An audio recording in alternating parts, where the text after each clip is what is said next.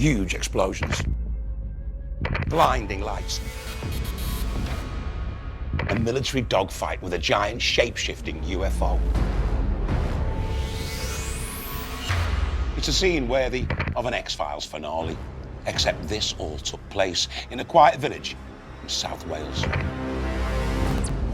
There were theories about portals opening up, I don't know, time portals, dimensional portals. This was something genuinely very rare. Whatever it was not of this world or of this dimension. Well, I believe it wasn't military, put it that way. A structured craft of unknown origin operating over the UK. It must be a potential threat. It must be.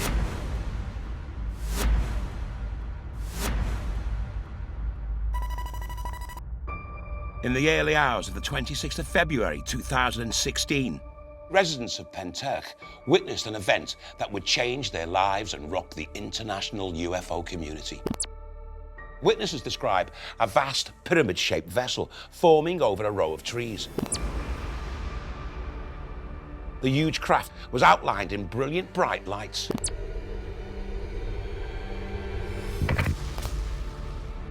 Then things got even stranger.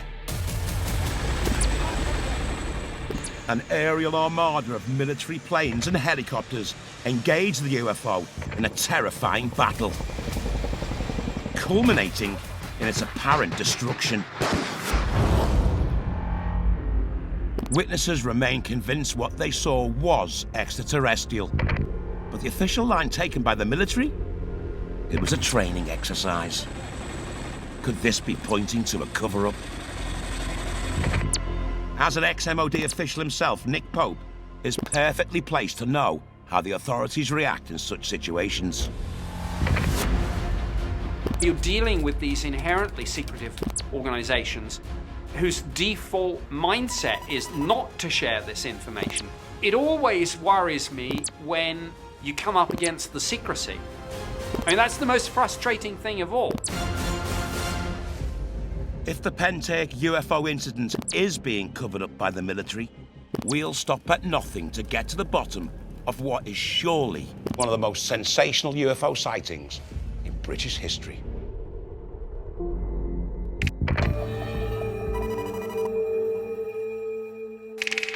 Sarah, this is an amazing story. It sounds so dramatic. How come I've not heard of this? I am really curious about this one. Again, we're talking about a triangular-shaped object, multiple witnesses, bright lights. It's something we hear a lot in all these unexplained cases. What I am curious about, though, is the lack of hard evidence. Where's the photographs? Where's the video? This was 2016. Yeah, but I mean, they're talking about firefights in the sky, the military being involved. Surely the military would release a statement about this, wouldn't they? Potentially, yes. The fact is, we've got to investigate this. We've got to trust what people are saying. OK, who do we talk to first? Well, we need to talk to a witness, and one of those witnesses, her name is Kaz Clark. She saw things firsthand. I believe this experience changed her whole life. Tell us what you saw that night. Okay, well, it was really the military that had attracted my attention to everything, with the planes that they had in the air for 3 nights prior to its arrival. I was just about to go back into my home when I heard a huge plane coming. It sounded like a missile. So I went back out, and the first red light was visible high above the trees behind my house. So I called for one of my neighbours, and we ran over to the gate. And this one red light turned into 3 red lights that was the very pinnacle of an enormous pyramid. It came through a black veil into our world. It was turning very slowly anti-clockwise.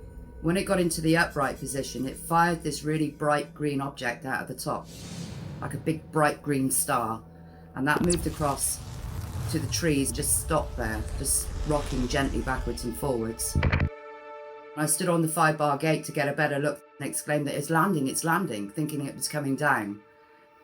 And it ejected what I described as a hand of lightning. After that, we saw the helicopters flying low across the field on our left-hand side in a triangular formation. on an interception course with this green object. And after the helicopters had gone out of sight, there were these two barrel-shaped objects. Absolutely silent, about the size of a small car, red in colour, and the insides appeared to be moving. It was turning in on itself, a bit like a cake mix, you know. And one of these red objects stopped above the hedge about 20 feet away from me. The only thing I could think to do was to wave. And I felt it scan me. Within 24 hours, it turned my hair white. Now, these objects moved off in different directions. We walked back to my home, which is about 30 seconds away, and we heard an enormous explosion. And the explosion was so loud, so big, people were shaken awake in their beds. They had 20 military gunships in the air. C-17s, C-130s, Chinook helicopters, Apaches. This was not an exercise. This was real life over a residential area, and we're not allowed to know.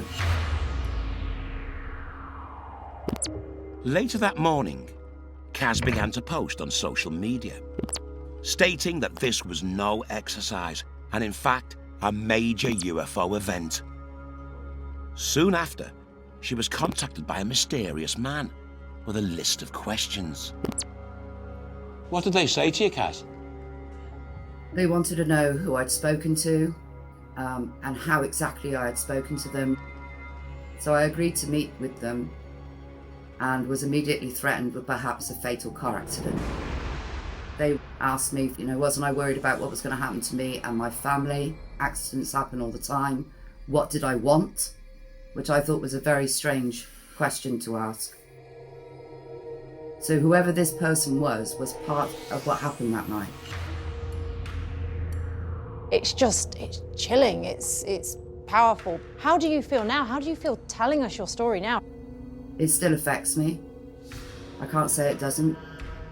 It made me question absolutely everything, because these things are real. And our military know they're real, and our military are actively pursuing and shooting these things down. Our problem with this at the moment in trying to investigate it is your account of it is so vivid and so well told. We've got no evidence at all that it actually happened. When you waved, why didn't you reach for your phone? Why didn't you take video evidence of it? Why didn't you take photographs? I know... We tried. You tried? We tried. Our phones were completely dead. Completely dead. I don't know if that was something to do with the E3 Sentry. I'm actually blown away. We're going to see if we can play some small part in trying to get to the bottom of it. But your story It might help that I took 3 polygraph tests to prove that what I said I saw was real. Kaz, have you got the polygraph data? I do, yeah. Can you send us that? Yes, I can.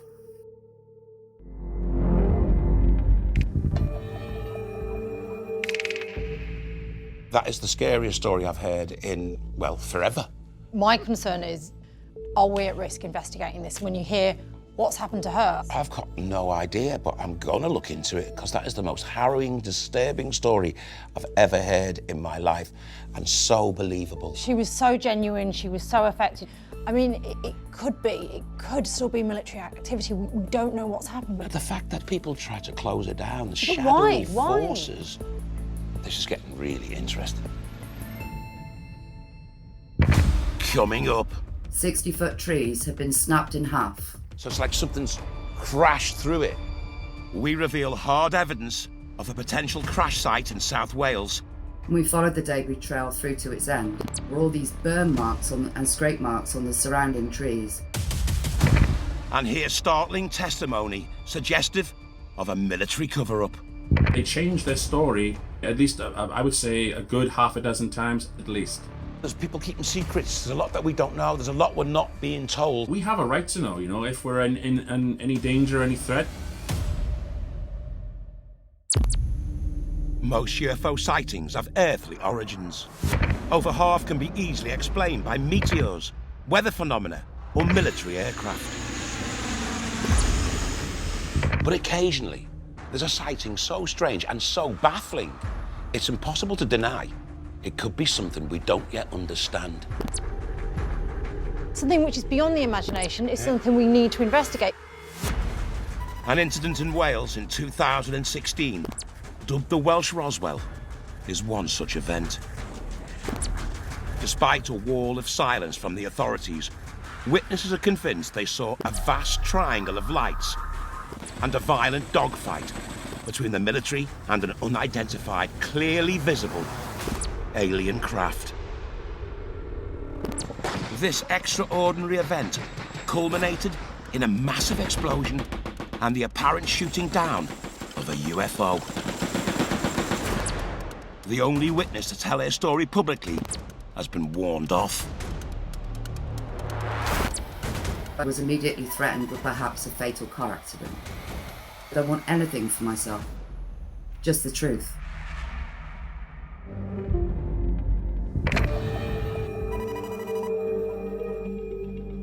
Okay, Sarah, we've got witnesses who say they saw a vast pyramid-shaped aircraft in the sky being chased and shot down by RAF jets, by Chinook helicopters, by Hercules helicopters, C-13s, C-17s.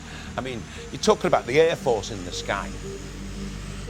We spoke to Kaz Clark. And that was a powerful interview. I'll give you that. It was chilling. It was harrowing. She was so affected by what's happened to her. However, Craig, I like to go by the motto, trust then verify. I trust her, but we haven't verified it yet. We need to see more evidence. The dramatic events of the night of the 26th of February 2016 were just the beginning of this extraordinary story. What was discovered the morning after provides more vital pieces of the puzzle. At 9 a.m, Kaz, along with some of her neighbours, headed straight for where they believed the UFO would come down. A densely forested area 4 miles west of Pentech, in Smilog Woods. Kaz, what did you discover? 60-foot trees had been snapped in half, mid-trunk, as far as the eye could see. Trunks 12 to 14 inches thick had been snapped. We followed the debris trail through to its end, where we found the impact site. There were all these burn marks and scrape marks on the surrounding trees, but the burn marks were white, not black, and a very pungent smell in the air. The location of the damaged trees is less than half a mile from the Royal Glamorgan Hospital. And we have an email from an ex-staff member of the hospital, dated December 2017, describing hearing an extremely loud explosion and smelling unusual sulphurous odours in the early hours of February 26, 2016. It shook patients awake in their beds in the hospital. The smoke was so dense it was going in through the vents and through the windows. Car alarms were set off in the streets. Without a doubt, something significant happened that night, and with little information forthcoming from the military, we need to take a closer look at the evidence, photographs, and footage from that time.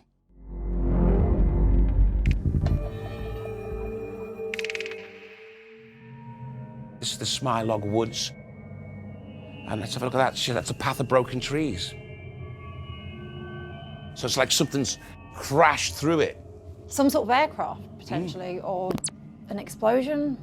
All at the same level, as though something's come down right through them. Snap them, snap them. It could potentially be wind damage. Normally when the trees come down in the wind, they come down from the Lower, roots, and yeah. they've got a big root thing, and that's all full Lightning of mud. strike, potentially, but on so many trees. There's one other thing I want to investigate as well. Bear with me. Yeah. Tectonic activity. We'll investigate that Yeah. as well.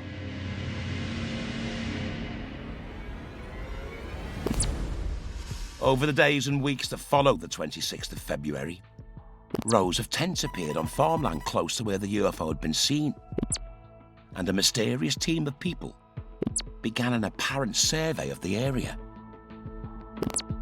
They told me they were doing field research, and they were using some kind of large laptop device, but it was twice the width of a laptop in a metal case. I took some covert pictures of their camp, and they were doing a fingertip search of the field where this pyramid came in. And as we walked past, every single one of them would stand up and watch you until you were out of sight. Like some weird cult 60s movie. It was really spooky. It's undeniable that something's happened here. But if this was a real military operation, a real military clean-up, they wouldn't be able to get close enough to take photos like that. What are these people doing? The evidence is building, and highly suggestive of a cover-up. But still, there's no evidence of the presence of an actual UFO. It all relies on Kaz Clark's testimony. I'm keen to see the results of her polygraph. Lie detector tests aren't foolproof, with accuracy estimated to be between 80 and 90%. But the results could help us build a clearer picture. Let's see what the answers were.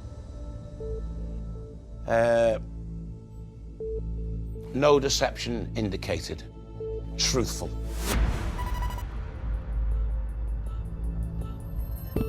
Kaz Clark certainly believes she's telling the truth. The secret to this case surely lies with the military. What are they not telling us? We need to speak to someone else. And UFO investigator and journalist Gary Jones has spent the last 5 years trying to get answers. He's been on this case since it happened. Hi Gary, Craig and Sarah here. So did you approach the Ministry of Defence? Yes, we approached the Ministry of Defence, as well as something called the Joint Forces Command, which is also the RAF. And how have you found dealing with them? I found dealing with them quite frustrating. They answer their questions, and then we give them more questions for the answers and the evidence we find. And they change their story, I would say, a good half a dozen times at least. Okay, I've got a bit of the Ministry of Defence reply here. You asked, a green light was seen by witnesses in these fields, later being followed by military airplanes. What was this green light doing there, please? Gunfire and explosions were heard at the same time. Did the military shoot at anything during this exercise? Did this object crash into Smilog Woods? This is their reply. This letter is to inform you that the MOD holds information relating to your request, but that we believe that some of the information falls into the scope of Section 26 of the FOI Act. They're saying is you've got valid questions, but we're not telling you. It's kind of like a way for them to just say, sweep it all aside. They know that people have seen the events of that night, but when we've actually gone right to them and say, look, can you provide answers? They just come back and say, it's not in the public interest. We cannot reveal or disclose it to you. Perhaps it's a security risk, and they're not telling you because they're trying to protect you. I understand that certain things may have to be kept secret, but people were put at risk by this, We have a right to know, if we're in any danger, any threat. I don't think that this is something they have the right to keep quiet, to be perfectly honest with you. And how does it make you feel knowing that you can't answer this just yet? Well, it's quite frustrating, actually, because obviously we have all this evidence that clearly shows it was not a military exercise, and that they even prepared and know that these things are coming because of the way that those military spotter planes came out the few days before. We have radar tracks of them going around the country and then finally settling on the Pentech Fields area for 3 days and nights, with planes taking in turns circling and doing zigzag patterns. So they know that these things are real. I think it is time for them to come clean and say, what's going on. What you've got here is a really credible and really powerful story.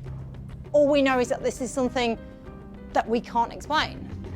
When you take Kaz Clark's testimony, as well as a polygraph test and everything else that we've done, this was clearly a UFO event. What we believe this one is an interdimensional craft that came from somewhere else. This thing came through a portal in the sky. And I know maybe that's hard for people to accept, but this is where the case has led us.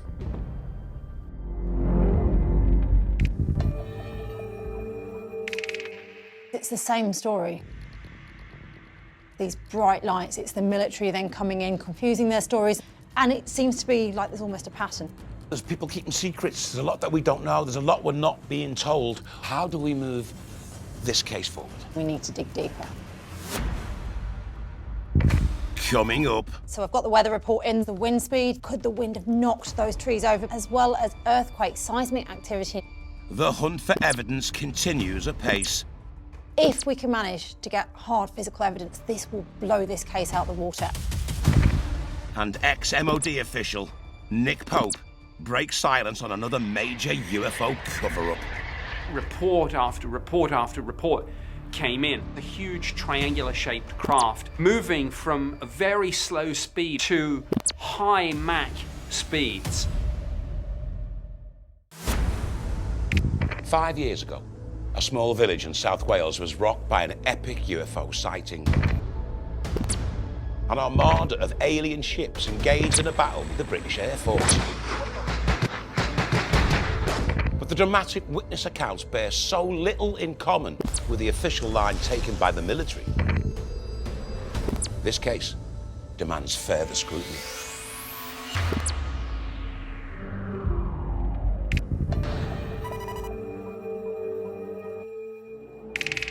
So far, we spoke to Kaz Clark, who gave an amazingly compelling story, quite traumatic for her. She saw a pyramid-shaped spaceship in the sky being hounded by the British Air Force, helicopters, Hercules, Apaches. There was an E-3 Sentry plane, all circling this spaceship. She says she saw it get blown out of the sky. It made me question absolutely everything, because these things are real. And our military are actively pursuing and shooting these things down. We've got videos of what she says is the crash site. Now, look at this. Something's come down right through them. Snap them, snap them. We've got photographs of what she says is a clean-up operation. So that's, what are these people doing? It's undeniable that something's happened here. We spoke to Gary Jones, who said the Ministry of Defence tried to shut him down, issued him with a Section 26. They've changed the story at least, I would say, a good half a dozen times at least. So I've got the weather report in, the wind speed. Could the wind have knocked those trees over? But actually it just says a gentle breeze that evening, so that's now gone.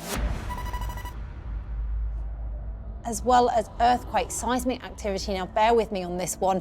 Sometimes when you get earthquakes, and we don't know what causes this, you get lights in the sky. These are known as earthquake lights, perhaps caused by rocks rubbing together, generating electric charge, often mistaken for UFOs, but we now know there was no seismic activity that evening, so we can rule out natural phenomena. But still, we've got no hard physical evidence. Well, that's the problem. We've got this great story from Kaz, but no evidence to back it up. However, if we can manage to get hard physical evidence, this will blow this case out the water. The Wales UFO encounter of the 26th of February 2016 is a most intriguing and frustrating case. We have the highest quality witness testimony. We have inexplicable damage to trees. We have evidence of an explosion. And a paper trail suggestive of a cover-up. But still no hard evidence of the existence of the UFO itself. Where's the photographs? Where's the video? This was 2016. The next logical step is to compare the Pentech incident with other comparable military cover-ups, to see if they follow a similar pattern. And one major UFO case that was never disclosed to the public took place over RAF Cosford at 1:15 a.m. on March the 31st, 1993. So earlier, I caught up with Nick Pope, former MOD investigator and UFO expert, and what he doesn't know about this case isn't worth knowing. Can you just talk me through what happened in Cosford back in 1993? Well, the so-called Cosford incident was extraordinary, and it fell right in the middle of my tour of duty on the MOD's UFO desk. And I came into work the particular morning, and the phones were ringing off the hook, and over the next few hours, report after report after report came in. Not just from the public, but from military officers, from police. And what did people witness? A common theme was a huge triangular-shaped craft that was capable of moving from a very slow speed or a virtual hover to high Mach speeds. What I was able to do was eliminate some of the conventional explanations that usually explain UFOs. So, for example, we knew about all the flight paths in the United Kingdom. We knew, obviously, where the commercial airlines flew, where any military training was undertaken. We could determine that we had nothing in the particular areas where these UFOs were seen. We knew that there were no weather balloon launches. We just went through all the things that people commonly misidentify, and we were able to eliminate them one by one. Could it not be possible, or that this is technology that the general public doesn't know about just yet? Yes, it could be possible. But I think you hit the nail on the head there. Yeah, the public wouldn't know about it, but we in the Ministry of Defence would. And what was your conclusion then?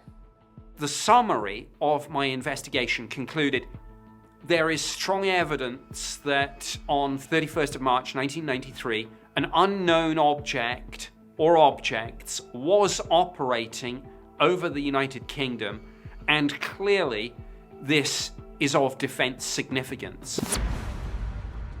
All the data suggest technology ahead of ours. Why weren't you able to push this further? There's a lot of bureaucracy in the Ministry of Defence. There are a lot of, I think I would say, fairly sort of conventional thinkers rather than people thinking outside the box. But certainly there was skepticism at the senior ranks in the military and the civil service, with the defence ministers, of course, the politicians. And there were always people higher up the chain who were going to shut this down.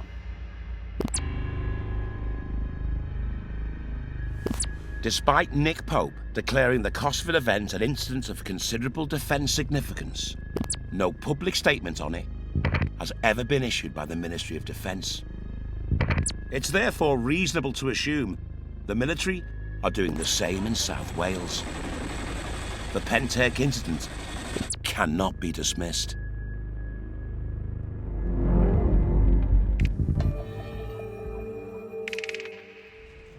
Well, Sarah, this started out as a simple investigation. This has got so much bigger. Where do we go from here? How are we going to find our truth in this investigation?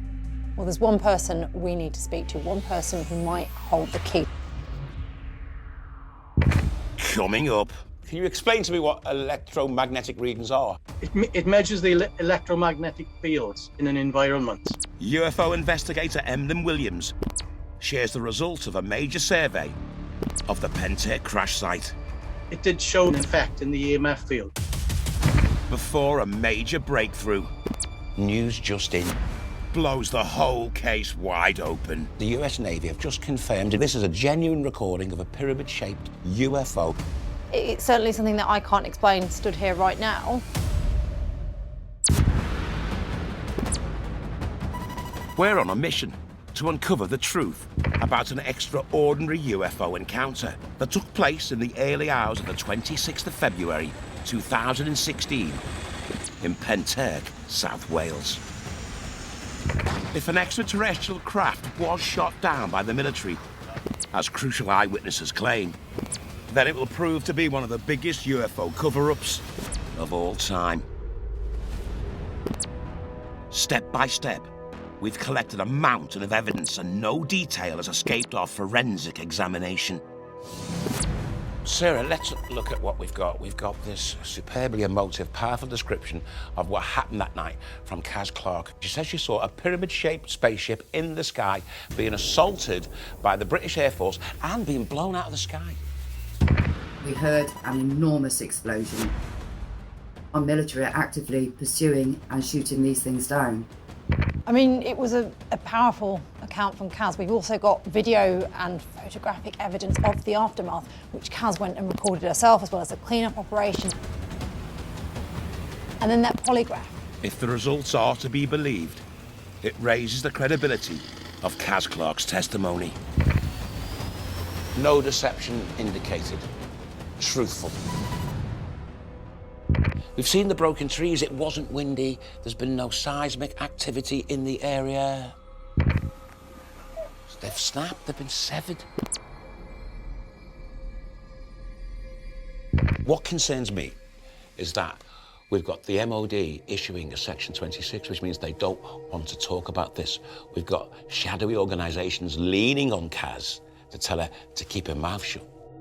I mean, it's certainly interesting. It's certainly building up as a credible case, but we need to speak to one more person. Emlyn Williams. He's another UFO investigator. Hi, Emlyn. Craig and Sarah here. Hi, great to be with you. Emlyn has dedicated the last 5 years of his life to this case. And he's convinced that he's got evidence that proves something extraterrestrial did crash in Smilog Woods in February 2016. He's carried out a detailed electromagnetic survey of the entire crash site and uncovered an anomaly that could be the smoking gun. Can you explain to me what electromagnetic readings are? Well, it measures the electromagnetic fields in an environment. And we measured the area below where the objects that Kaz saw, and it did show a different reading to any other area. There did seem to be a effect in the EMF field. An electromagnetic field, or EMF, is one of the 4 fundamental forces of nature. While high levels of EMF can be caused by natural events like thunderstorms, they can also be caused by the exposure of natural objects to as yet unexplained upsurges in electromagnetism. When did you collect your EMF sample, your electromagnetic field sample? That was in October 2017, so it was a good 18 months afterwards. 18 months afterwards. Yeah. And how did that compare with your control sample? Well, the only control sample we had really was in other areas where we So you know... didn't have a control sample from the incident? No, we could only compare it with other areas where we're neutral areas, if you like. What do you believe it was? Well, I believe it wasn't military, put it that way. Let's be plain. So you think it was something not of this world? Yeah. Where it came from, I couldn't say. But what the witnesses saw don't correspond to any sort of vehicle or craft that the military possess, in as far as we know. We find that difficult to believe that it was primarily a military exercise on its own. In a built-up area involving what seemed to be explosions near a hospital. I mean, there's lots of other areas which aren't populated where military exercises do occur. Why are they doing it in a populated area in the early hours of the morning? Because there was a plane flying around for 3 days prior. It seems to me that they were waiting for something to happen. They had some kind of information that they knew something was going to occur in that locality, but they didn't know exactly when. But do you not think we're jumping to conclusions somewhat with this? Do you really think we've got enough evidence to say this was something which is nothing to do with the military? This was something not of this earth? All I can say is that it's a pretty amazing case. It's one of the best documented cases that we've got. And the witness testimony stands on its own. Would you be satisfied with a more earthly explanation? Yeah, I've got no axe to grind. we got to rule out what it could be first, whether it's military, satellites, meteors, and what have you. And whatever's left at the end of the day is what we've got to accept. Well, Emlyn, we've done some of that research. It was just a gentle breeze that night, so it wasn't caused by any weather systems. There was no seismic activity, so it wasn't caused, there was no earthquakes. So it still leaves something that's very, very baffling. Yeah, absolutely. Thank you very much, Emlyn. Thank you. Well, Sarah, I don't think his evidence brought our investigation forward. For me, we're going to have to rule out these electromagnetic field readings. It wasn't a scientifically conducted test. It was 18 months after the incident, so it doesn't help the investigation. But Kaz's case was so compelling that I'm still torn with this. For now, hard proof that a pyramid-shaped extraterrestrial craft visited Pentech in South Wales in 2016 still eludes us. But just as our investigation is drawing to its conclusion and we prepare to reach a verdict, news just in. I'd like to show you something that the US Navy have just confirmed in real time as we film. They've confirmed that this is a genuine recording of a pyramid-shaped UFO captured by Navy personnel. Let's look at this footage.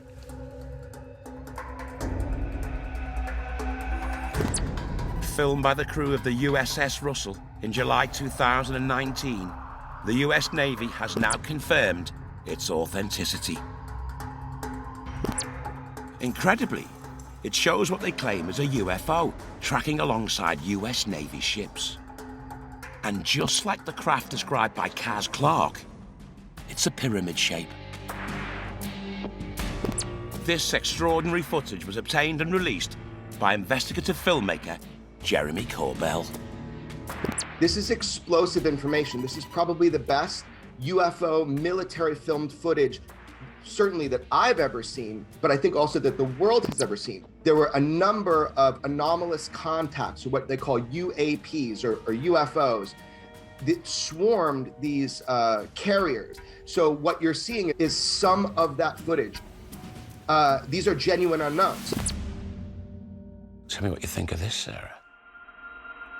At one stage, to me, it becomes three-dimensional. It could be natural phenomena. But there, can't you see the three-dimensional aspect of it? I can sort of see. Oh, it's kind of morphing. It's certainly credible. It's certainly something that I can't explain stood here right now. What I'm wondering, though, has this added another layer to it? Do you think it's going to affect the decision? But it's, I don't know. I am lost for words. Never in my wildest imagination did I think we'd see an officially confirmed pyramid-shaped UFO. Almost exactly the craft described by our eyewitness Kaz Clark in Wales. Surely her testimony must now take on new significance. The Pentech case of February 2016 has taken us on a roller coaster ride. But now we must put our personal prejudice and bias to one side and let facts and science be our guide as we come to a final conclusion.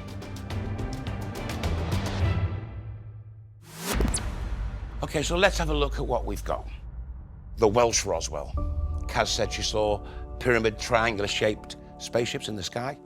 I've just seen a pyramid-shaped triangular spaceship on the screen captured by the US Navy. And then there was all those broken trees cracked halfway up their trunks.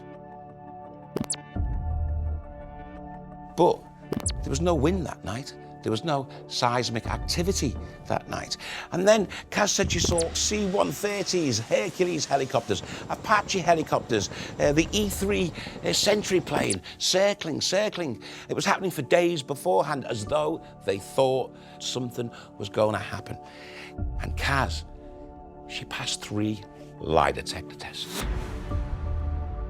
Yes, we were able to rule out weather-related activity, seismic-related activity, but there's still not enough credible evidence for me to say this was something extraordinary.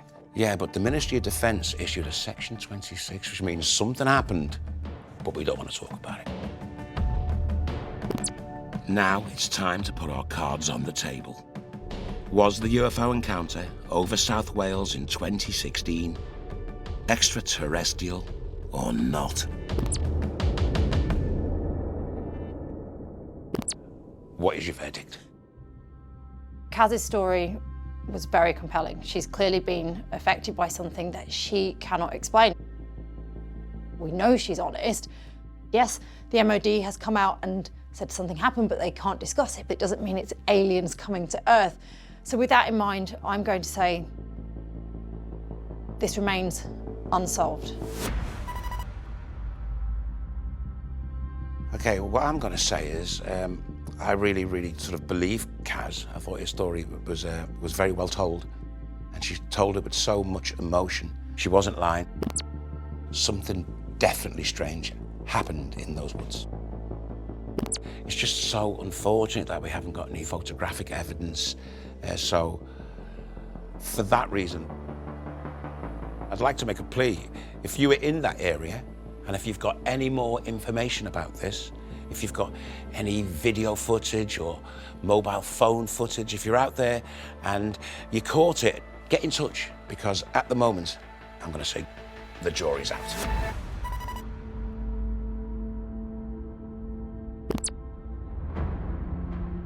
This remarkable UK case raises as many questions as it answers.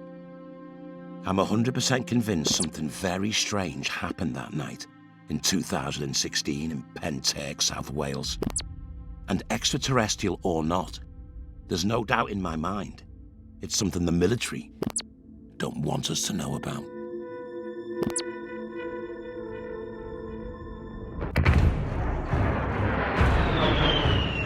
My gosh, look at that thing! It's rotating. The truth is out there. Well, actually, it might be. In January 2021, 700 declassified CIA files were dumped on a public archive called the Black Vault. And it reads like sci-fi. From a sighting of a fiery sphere in a Russian town to an unidentifiable flying craft in Azerbaijan. But of the millions of official and unofficial UFO sightings reported around the world, it's the reports that come from highly respected civilian and military pilots that are the most difficult to explain.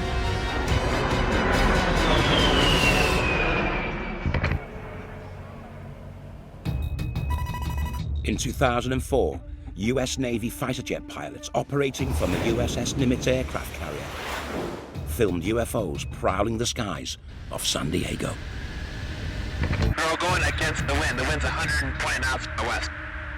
The leaking of this jaw-dropping footage, along with 2 further sightings by pilots in 2015, Oh my gosh. forced the Pentagon to officially confirm their authenticity. Where you've got something that was taken from a military aircraft with forward-looking infrared cameras or whatever, it's authentic. And in 2013, a US Customs patrol plane captured a truly remarkable UFO on its cockpit camera. It shows an object traveling pretty fast, very low, over the land, and then over the sea. And a couple of really bizarre things happen. This object at one point goes into the ocean and then comes out again. At one point it appears to split into 2.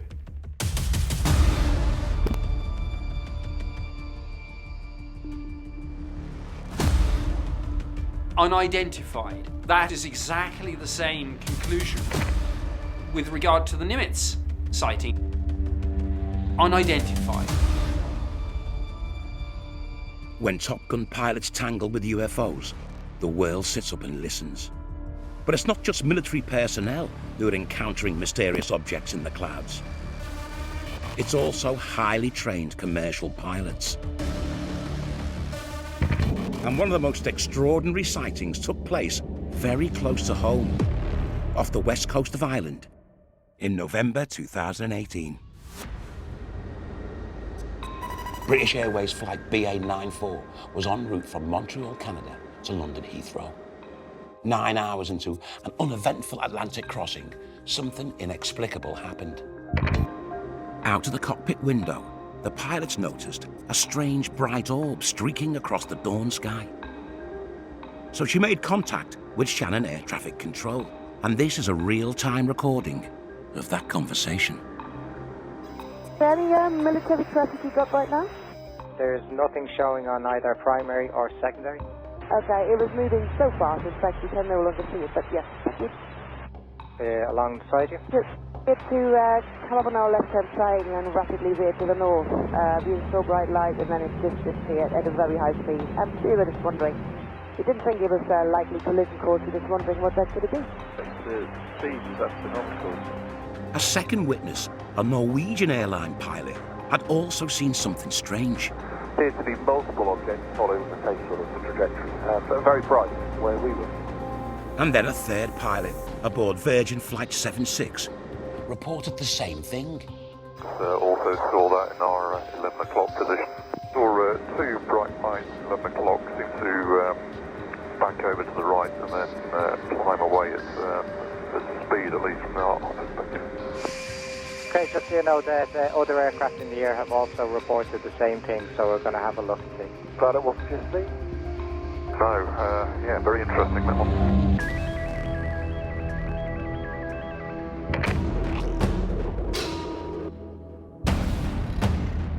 Clearly something very unusual happened in the sky over Ireland in November 2018. This unique UFO encounter, witnessed by seasoned pilots, is one of the most credible mysteries of the modern age. What did the pilots really see that November morning? And are we ready to discover the truth?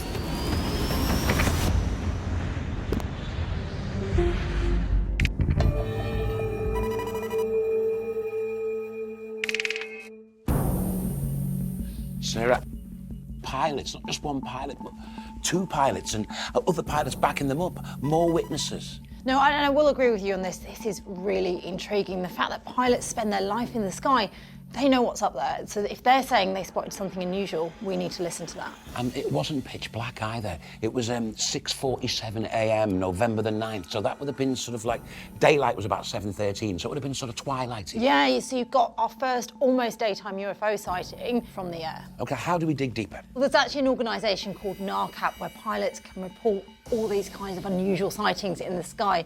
And we're going to speak to a guy called Ted Rowe, who's the Director of Investigations at NARCAP. Ted, we're investigating some mysterious sightings above the west coast of Ireland. Can you tell us what you know about these recordings and these sightings? Several commercial aircraft observed unusual lights over Ireland while they were inbound to Heathrow. The British Airways aircraft said it passed close by them before veering away to the north. The objects were described as moving very, very quickly. Faster than the airliners, which were probably doing around 500 miles an hour. So there's some questions we have about this particular incident. It's not clear cut. And in terms of this incident, did the Irish Aviation Authority investigate this? That's my understanding. They did. So there is an investigation which has been conducted. It's my understanding that the investigation is still ongoing. Ted, what do you think it could possibly be? Well, at this point, I would say it's a toss-up between incoming space junk, falling debris, and possibly a UAP. We need to resolve whether it changed directions or climbed away from the aircraft. If it did either of those two things, then it can't be space junk. Well, pilots would know the rules of flight, so surely for them to make a report, they must have seen something that wasn't following the rules. That's right. That's right. Whether pilots know what they saw or not, I find them to be pretty good observers. I've never had a pilot come to me and tell me that he knew what he saw. He told me what he saw. Sometimes we came up with unidentified, sometimes we came up with misidentifications of human activity. And how unusual is it for pilots to report seeing things like this? It's not unusual. But I will tell you that we get more reports when pilots retire. It's one of the first things they do sometimes. but oftentimes they won't do it while they're employed. Okay, thank you for that, Ted. Great to talk to you. Thank you, Ted. Let me know if you need anything. Thank you. Okay, It's so okay, grateful. take care. Bye, Ted. Well, there you go, Sarah. There's a lot of things we can rule out. We can rule out meteors. Can we? Yeah. Can we? Meteors don't fall. But he also said pilots can sometimes be wrong. We only had one account where it's veering upwards, so I'm still on the fence with meteors. Well, space junk doesn't fall up. But we still don't know the angles. We still don't have enough information, in my opinion. But it's so intriguing.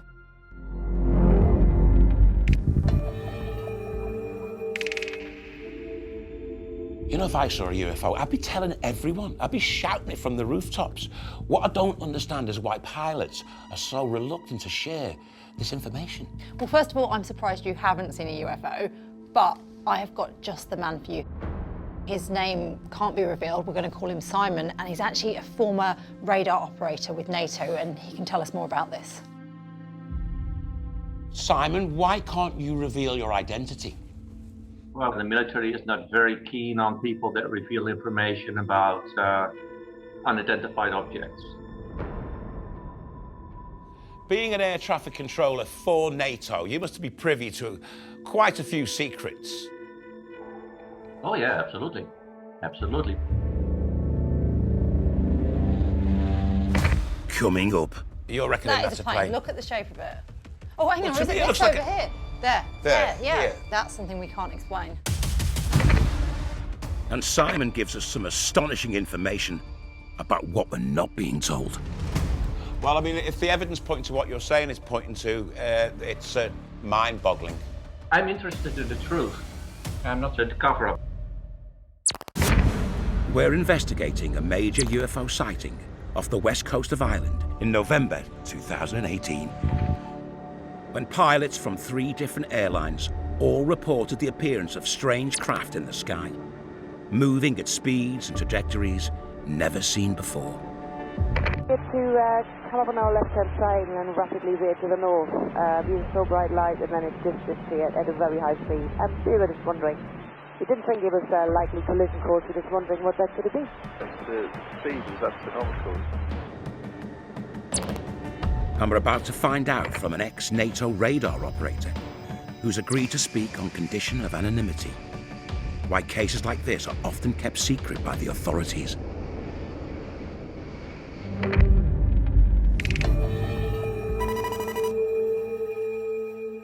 What information do you have about unidentified objects?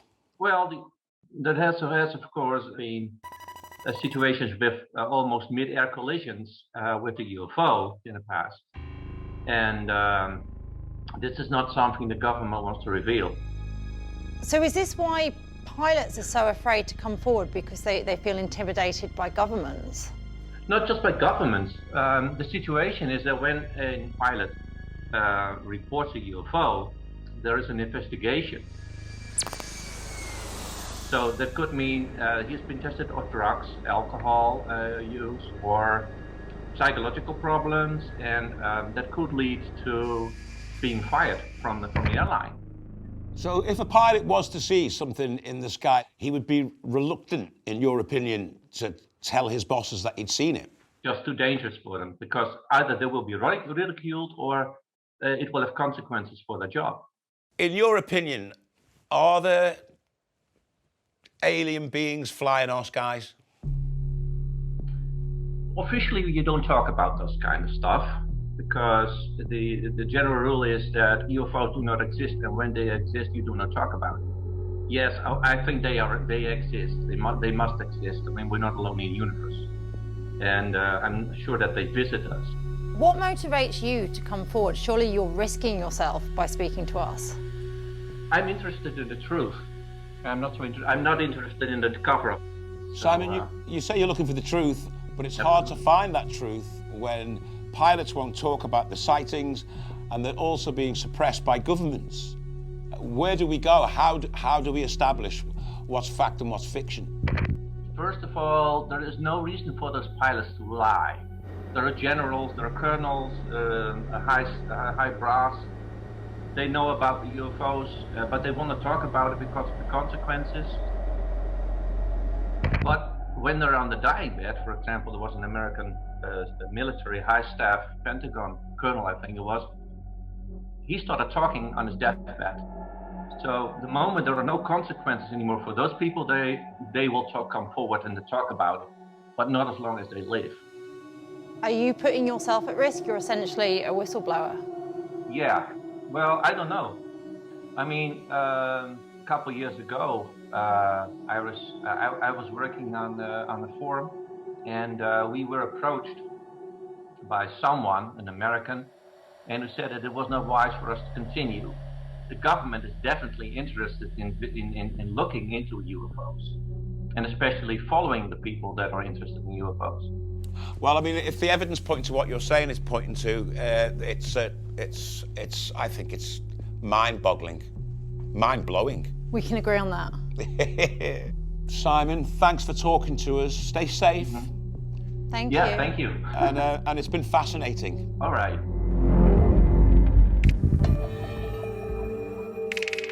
Well, there you go, Sarah. According to Simon, we've got shadowy organisations using fear and suppression to stop pilots calling in these incidents, to keep Pentech generals quiet until their dying day. It's quite frightening as well, and the fact that he's potentially risking his life to speak to us, that's chilling. What is going on that needs to be covered up?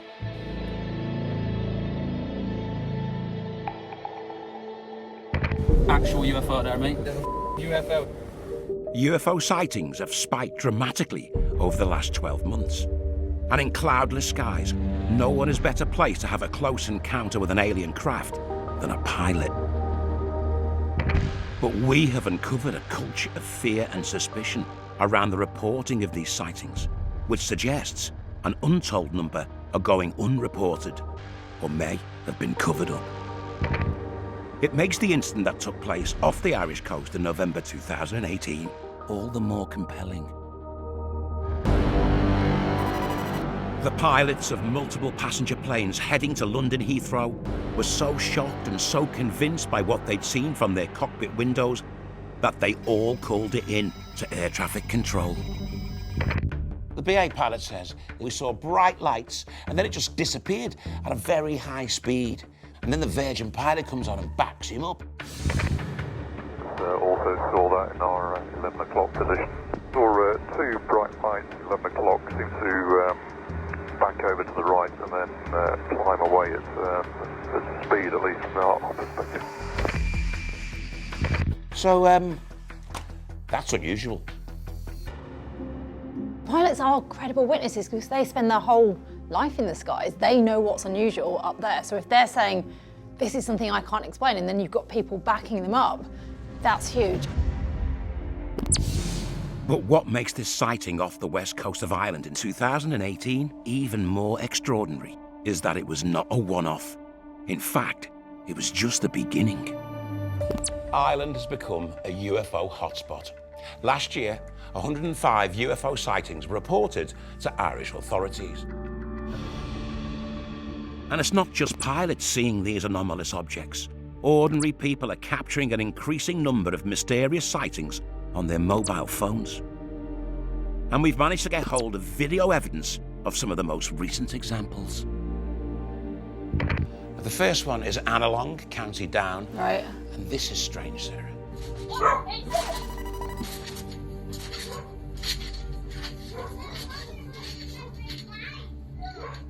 Is it a disc? Is it an orb?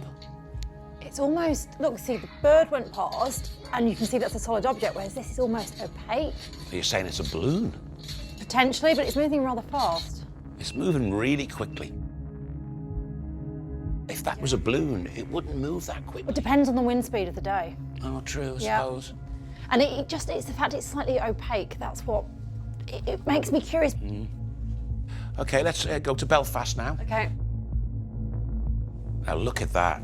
It's a plane. You're reckoning That that's is a plane. Look at the shape of it. Oh, hang on, Well, is to me, it it this looks over like here? Look, that's a plane. No, look at this though. Yeah, that's a plane, and that's travelling so much quicker than it. Can we just go back a minute? Just go back. There you go. Yeah, so we got that there. Yep. Plane. Which I think looks like a plane. Agreed. But that doesn't look like that. Look. Then if you go slightly forward, wait. There. There, yeah. here. There. That's something we can't explain. I'm confused now. As far as I'm concerned, we can't explain any of it. It's the fact that multiple people are seeing unusual things in Ireland. Okay, where do we go now? How do we continue with our investigation? And how do we begin to explain this sudden rush of UFO sightings in Ireland? So I've got someone who can potentially help us with these videos. His name is Chris McMurray. He's from the Northern Ireland UFO Society, and he's spent years investigating these mass sightings. Chris, can you tell us more about these recent videos that we've been watching? Yeah, we'll start with the one in Annalong, which was seen on the 8th of July, 2020.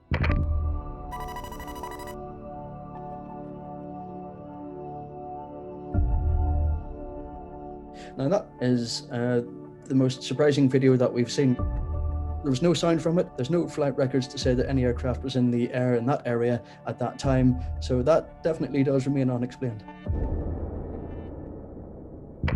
The Belfast video, we initially thought it was a transatlantic airliner or an aircraft taking off from Belfast City Airport. That's what Sarah thinks.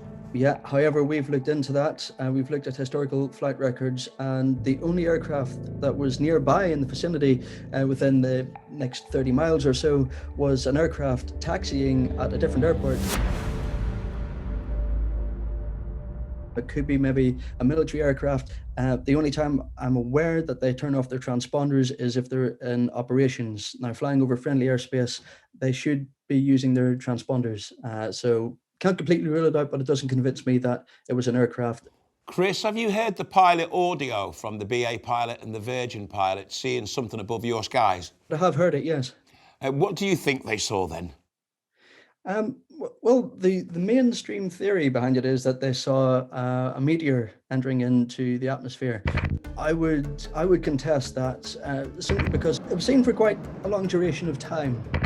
And to say this to the pilot, which I think is quite insulting to the pilot of someone who's had that many years of experience flying, who will have seen things like this before, to say what you saw was a meteor breaking up in the sky. Especially when he says he saw two bright lights that seemed to bank over to the right and then climb away at speed. You know, meteors don't bank to the right and climb, do they? No, meteors don't take those weird turnings. There are instances where meteors would bounce off the Earth's atmosphere, but this was far too low for that to happen. It might be something different. Okay, Chris, listen, it's been fascinating talking to you. Keep looking at the skies, kid. Thank you, you too, man. Okay. Okay, so let's look at what we've got. We've got the cockpit audio from British Airways and Virgin pilots talking to the air traffic control, saying they've seen something that's very, very strange in the sky. They don't know what it is. Okay, it was moving so fast, it's like you can no longer see it, but yes. Now, these pilots are used to seeing things in the sky, so it's freaked them out. We've got multiple other sightings on the ground in Ireland as well. All over Ireland. Why is Ireland such a hotspot? I don't know.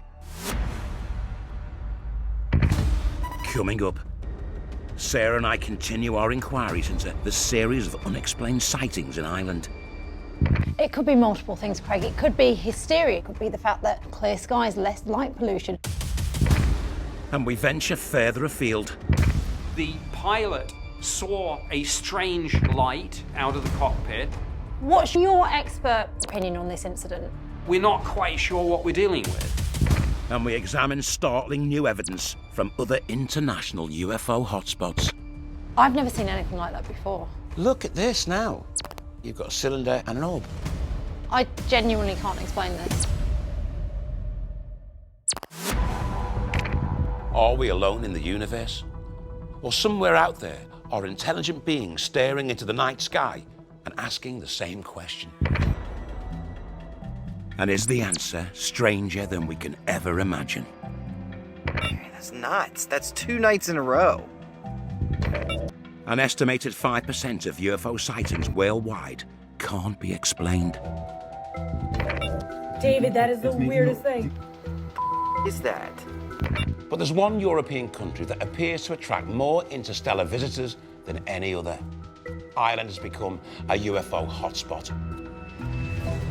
And one encounter stands out from the rest, a major sighting by multiple commercial pilots in November 2018. I saw two bright lights, 11 o'clock, seem to back over to the right and then climb away at speed, at least from our perspective.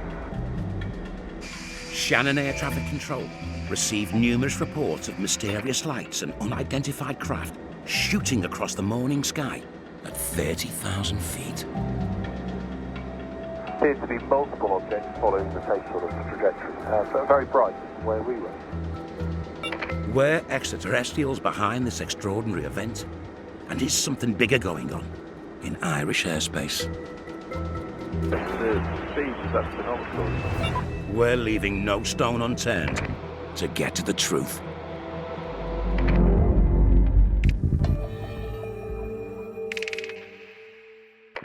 Let's look at what we've got. We've got the cockpit audio from British Airways and Virgin pilots talking to the air traffic control, saying they've seen something that's very, very strange in the sky. They don't know what it is. It was moving so fast, in fact, we can no longer see it, but yes. Alongside you? Get to come up on our left-hand side and then rapidly veer to the north. And we've got really recent sightings in Belfast, County Down, County Meath. Something's going on in Ireland. Why is Ireland such a hotspot?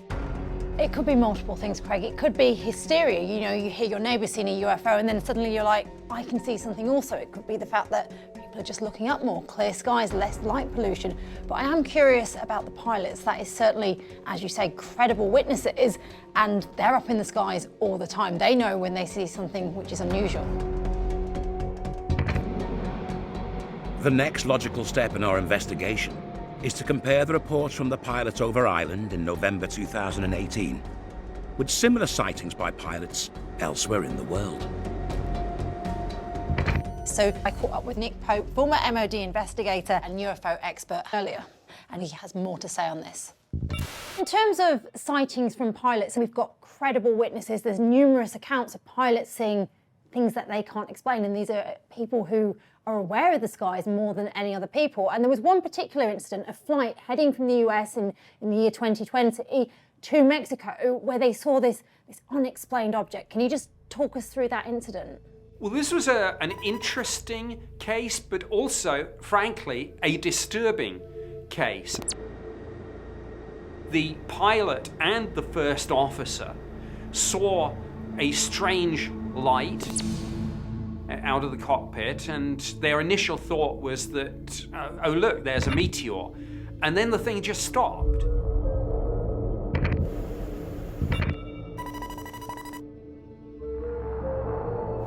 It's like an orb, man. Look at that. Oh man, that is phenomenal, dude. I'm so glad you saw that. And you saw it drop out of the sky and just stop. I thought it was a shooting star. Dude, it's pulsing, man. Look at that. Oh, this is awesome. It was almost as if it was tracking the aircraft. And at one point in this encounter, there was actually a beam of light that seemed to be shone from the UFO, whatever it was, towards the aircraft. Oh man, look at that thing, dude. And in your expert opinion, with your background working for the MOD investigating UFOs, what's your opinion on this incident? It wasn't another aircraft, wasn't a meteor, and you're left with this uncomfortable feeling that there's something, but we're not quite sure what we're dealing with. And in terms of sightings from pilots, again, this isn't the only case of unusual lights being seen in the night sky. Yeah, in Chile, they have had a number of cases where they've had some very interesting sightings. In particular, there's a piece of film footage from a Navy helicopter that they spent, I think, 2 years looking at, and said, we have no conventional explanation for what we are seeing here. So it was a naval helicopter in Chile in 2014 recorded something unexplained on camera. Yes, and one of the other fascinating things about this is at one point you can see what looks to be almost like a vapor trail, a contrail. It looks as if the thing, some people have speculated that it's venting, I don't know, plasma or something, but something's coming off this thing. They went through everything. Were there any aircraft, helicopters in the area? Where the balloon launches? What about an astronomical or meteorological explanation? And just drew a complete blank.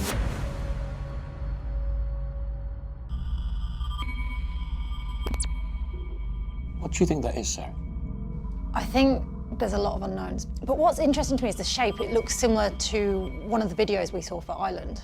I don't know whether they're related or not, but it's that same orb-type shape. Can I have a closer look at this? It does look a bit like a Chinook helicopter. But this is moving much, much slower than the other videos. I mean, the Chilean government investigated this thoroughly. They still don't know what it is.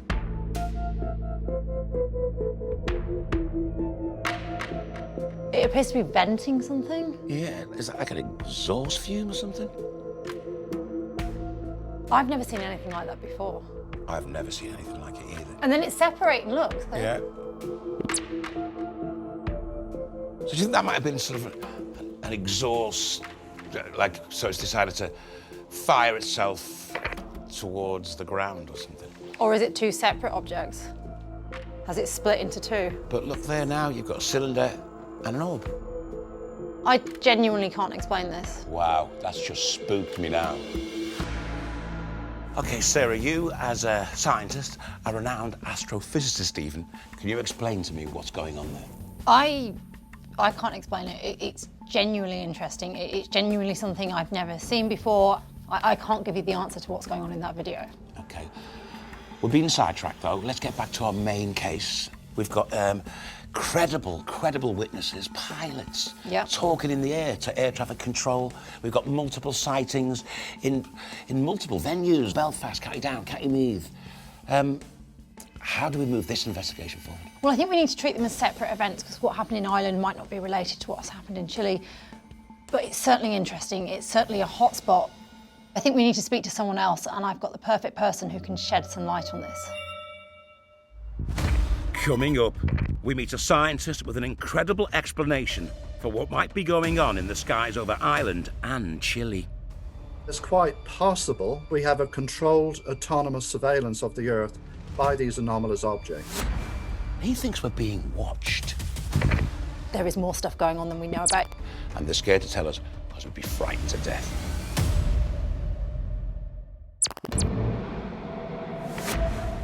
We're on a mission to uncover the truth about what commercial and military pilots are really seeing in our skies and reporting back as encounters with UFOs. And in particular, the extraordinary aerial encounter that took place in 2018 off the west coast of Ireland, when multiple commercial pilots reported sightings of unidentified flying objects. Before we come to a verdict, let's look at what we got here. We've got the cockpit audio of 3 separate pilots talking to air traffic control about seeing something very, very strange in the sky. The BA pilot radio's in. It was moving so fast, we saw bright lights. It disappeared at a very high speed. Appeared to be multiple objects following the same sort of trajectory, but very bright where we were. A Virgin pilot says they're 2 bright lights, multiple objects, very bright. So they've all seen something very unusual in the sky. So far, we've spoken to someone from NARCAP who deals with pilots and unusual sightings that they have in the sky. How unusual is it for pilots to report seeing things like this? I will tell you that we get more reports when pilots retire. We've spoken to a UFO expert, Simon, a former radar operator with NATO. Just too dangerous for them. I'm interested in the truth. I'm not interested in the cover-up. But despite the mounting evidence, Sarah wants to see if there's a plausible scientific explanation for this unprecedented series of UFO sightings. I still want to explore this idea that it could be an astronomical phenomena. So we, Craig, are going to speak to an astronomer. His name is Dr. Eamon Ansborough. What do you think's going on? There were indeed multiple pilots in multiple aircraft linked into air traffic control at Shannon. And we're not dealing with one object here. There wasn't any trail behind them. And I thought, well, maybe it could be a meteor or fireballs. At the time, I think it was about a few days beforehand, the Torad meteor shower does have a characteristic which is a horizontal movement of meteors. But these objects that were seen by pilots don't resemble anything like meteors. And the pilot described it, Eamon, as changing direction. I mean, do meteors change direction?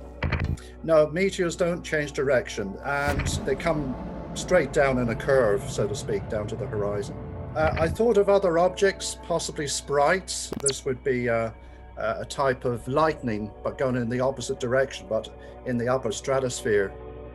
But that doesn't fit either. Where these objects were seen was at 30,000 feet, more or less on the same level as the pilots. But there have been cases with meteors where they actually go into the Earth's atmosphere, they don't get low enough, and then they skip out again. It's a rare astronomical phenomenon, But so not it does that happen. low, Sarah, not at 30,000 feet. The thing is, with something so extraordinary like this, we've got to look at all the more logical explanations. Yes, I take your point there, Sarah. You're quite right. They would bounce off from the atmosphere, but at a very high altitude. And it can't be space junk either, can it? Because space junk doesn't fly upwards either, does it? Yeah, I think the problem is gravity. It's so low down that it doesn't make sense for it to go the opposite direction. So what you're saying is that we can rule out space junk, space debris. We can potentially rule out the meteor. So in your opinion then, how unusual is this sighting from the cockpit of these aircraft? This is fairly common. It's common? There's thousands of pilots over the last 70 or 80 years that are seeing these constructs, you know, cylindrical objects, triangular type objects. I decided to get computerized data of thousands and thousands of reports and started studying this. And one day we made a breakthrough. And sure enough, the model was showing that there was a pattern to it. There were cycles to it. What was the pattern? What was the cycle, Eamon? We thought it might be, you know, similar to what satellites do going around the Earth. But it wasn't making sense. And then one day we found that if we synchronized the orbits with the rotation of the Earth, lo and behold, it actually works. And it was testable. And the theory is that that it's quite possible that we have a controlled autonomous surveillance of the Earth by these anomalous objects. Wow, that's just spooked me now. We are being watched by a superior species. Is that what you're trying to say?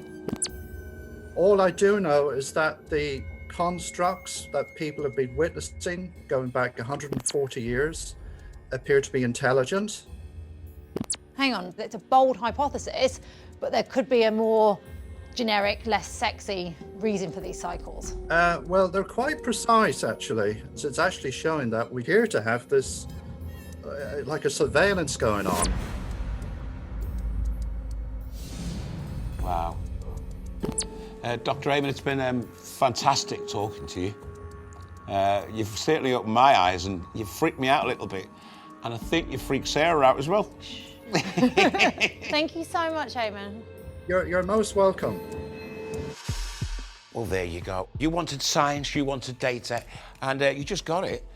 And he thinks we're being watched. There is some credibility in the idea that we could potentially be being watched. Now, bear with me.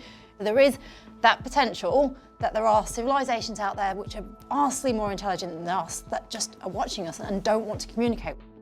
When I made the bold claim that, like, in a few decades' time, we'll find alien life forms, and you said, yeah, but they'll be microbial.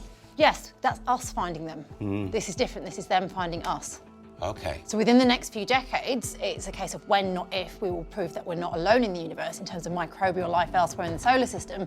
But in terms of aliens, intelligent life beyond Earth, that could be tomorrow. Yeah. That could be 100 years from now. We just don't know. In this investigation, we've amassed a wealth of never-before-heard expert testimony and secret revelations. But have we got enough to make a final decision on what it was the pilots really saw up in the skies over Ireland in November 2018?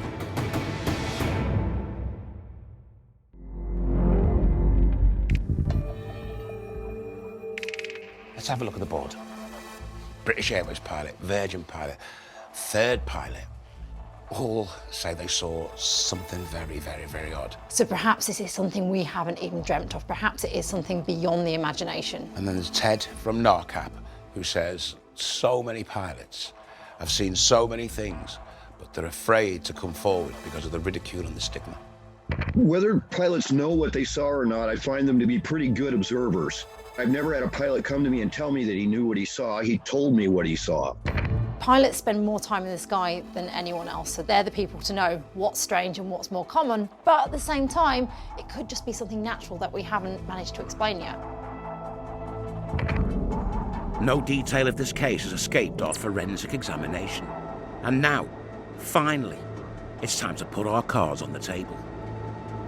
Do the mysteries of this incredible UFO sighting hold up under scientific scrutiny? Or should it be struck from the UFO files for good?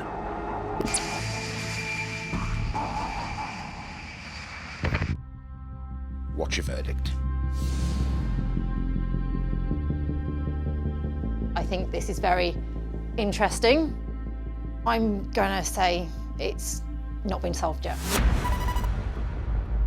Maybe I'm scared of being stigmatized. I believe in aliens, but I'm gonna have to say that the jury's out.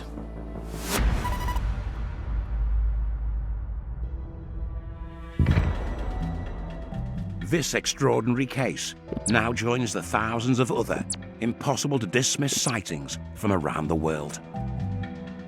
The weight of evidence that UFOs exist is building at an ever-increasing pace. Hot off the press, another Pentagon authenticated sighting of an unidentified flying triangle has sparked a media frenzy.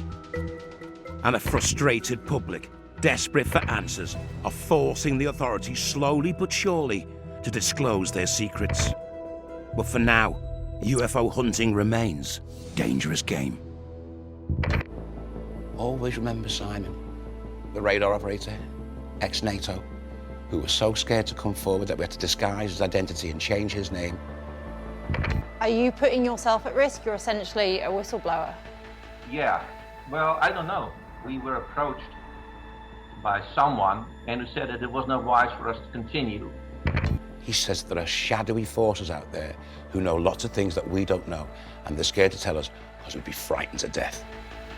I am curious about Simon, and why would the general on his deathbed at the Pentagon come out and say there is more stuff going on than we know about?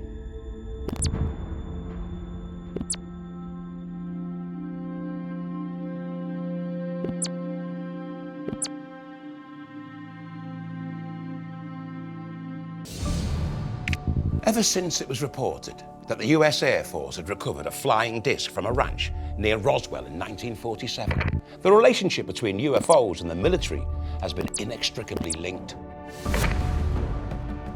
With thousands of UFO sightings reported close to warships, nuclear installations, and air bases. One of the most famous in the UK was recorded in December 1980, close to RAF Woodbridge in Rendlesham Forest, Suffolk. It's coming this way. It's definitely coming this way. This is a train off. There's no doubt about it. This is weird. But despite mountains of evidence and eyewitness reports, for decades the military have remained silent and believers ridiculed. But the events that took place during a US Navy training exercise on the 14th of November 2004 changed everything. It was a clear autumn afternoon, 100 miles off the coast of San Diego. Multiple vessels, including the USS Nimitz and missile cruiser USS Princeton, were involved in a routine military drill. But things were about to take an extraordinary turn. At 2 p.m, 2 Super Hornet fighter pilots received a highly unusual order. They were instructed to stop training and prepare for a real-world task. Their mission? To intercept an immediate, unidentified aerial threat. Nothing could have prepared the experienced pilots for what happened next. Arriving on scene, lead pilot Commander David Fravor saw something shocking. Well, if there's anything... An area of white water, shimmering and bubbling over what seemed to be a large submerged object. Then the pilots noticed a small, strange craft moving above the breaking waves. Around 12 meters in length, white, smooth, and oval shaped like a tic-tac. My gosh! Look at that thing, dude! Commander Fravor immediately locked onto the object, and these are the actual images captured on his infrared camera. The bizarre craft performed a series of high-velocity accelerations. Darting from 50,000 feet to sea level and back again, executing a series of twists and turns with pinpoint accuracy. With no visible means of propulsion, the jaw-dropping maneuvers defied all laws of physics. My gosh! Look at that thing, dude! In April 2020, the Pentagon took the extraordinary step of confirming the authenticity of this footage. For the first time, it's official. UFOs, whatever they are, they're real. You have the recognition by the US government that UAPs are real, whatever they are. Is that a threat? We still have no clue of the intent. The question is, after years of silence, why are governments making disclosures now? And if it's taken them this long to confirm a single sighting, what else might they be hiding from us?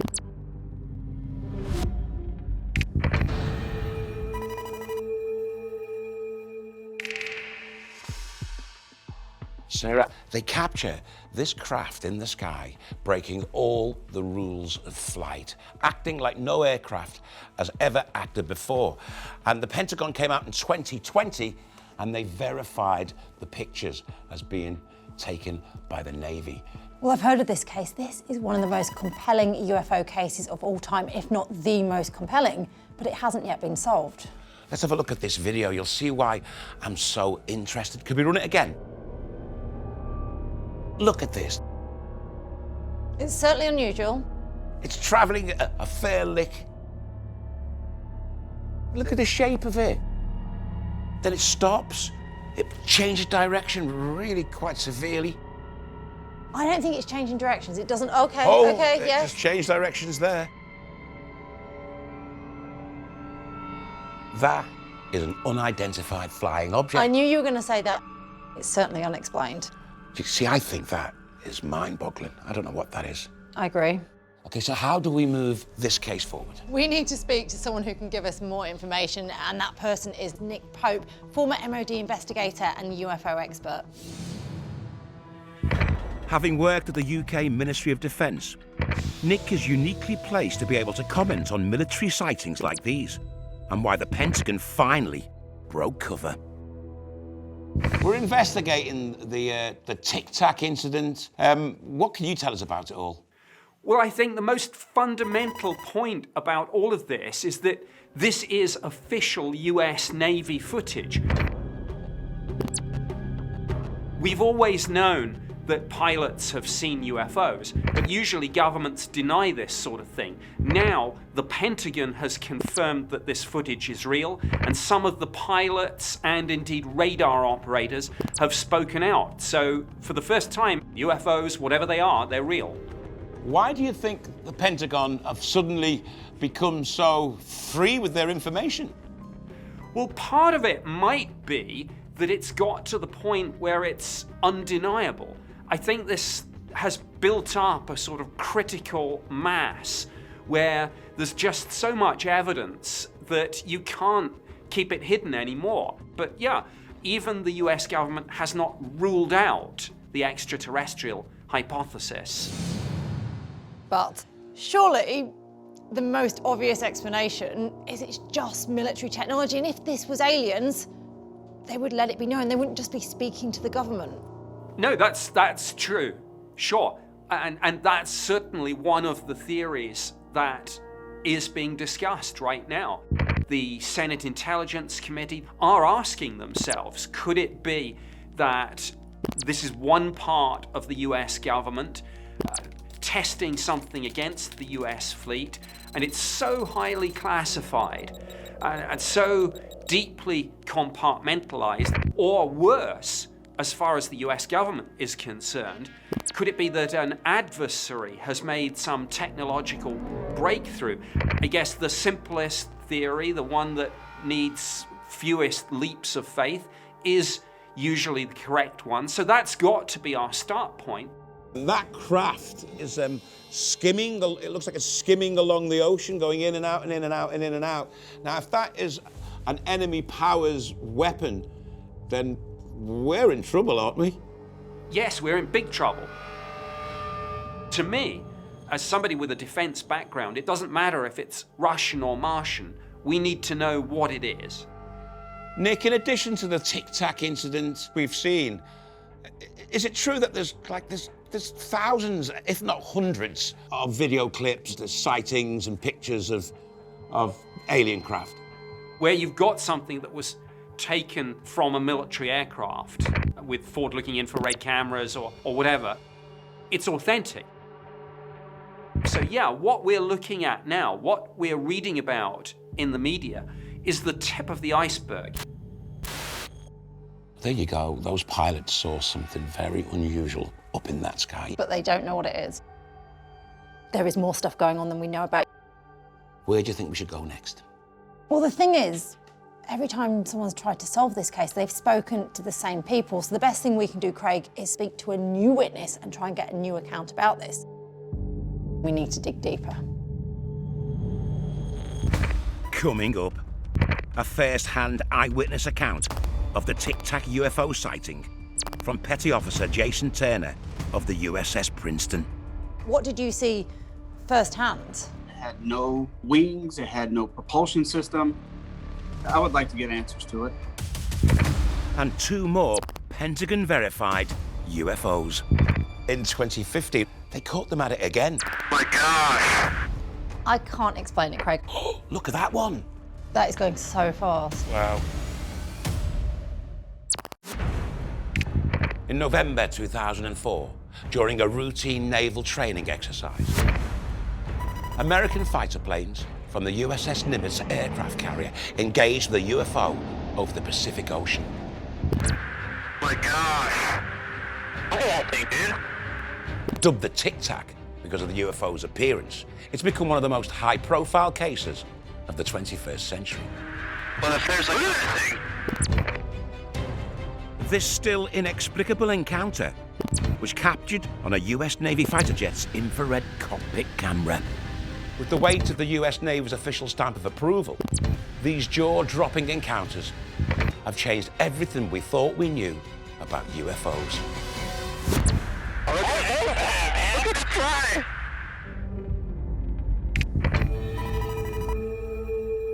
So, Sarah, we're looking at a case from 2004 when two Navy pilots flying off the USS Nimitz caught the now infamous tic-tac UFO on cockpit cameras, flying in a way that no human-designed aircraft possibly could. And it was declared legitimate by the Pentagon. So how do we move this case forward? Well, the thing is, every time someone's tried to solve this case, they've spoken to the same people. So the best thing we can do, Craig, is speak to someone else. Speak to a new witness and try and get a new account about this. So I've got here Jason Turner. He was aboard the USS Princeton, which is alongside the Nimitz in 2004. Hi, Jason. Craig and Sarah here. How are you? Good, guys. How are you? US Navy Petty Officer Jason Turner was on active duty on the missile cruiser USS Princeton when radar technicians noticed ghost tracks of mysterious objects appearing on their radar screen over an entire week. Their speed, so impossible, it prompted a full recalibration of the radar equipment to see if it had somehow developed a fault. But still the objects continued to appear. This is the rarely told background event that prompted the scrambling of fighter jets to intercept the tic-tac, which appears to be just one of a fleet. And when the footage landed back on deck, Jason became an unwitting, crucial witness, and he's prepared to share his story with us.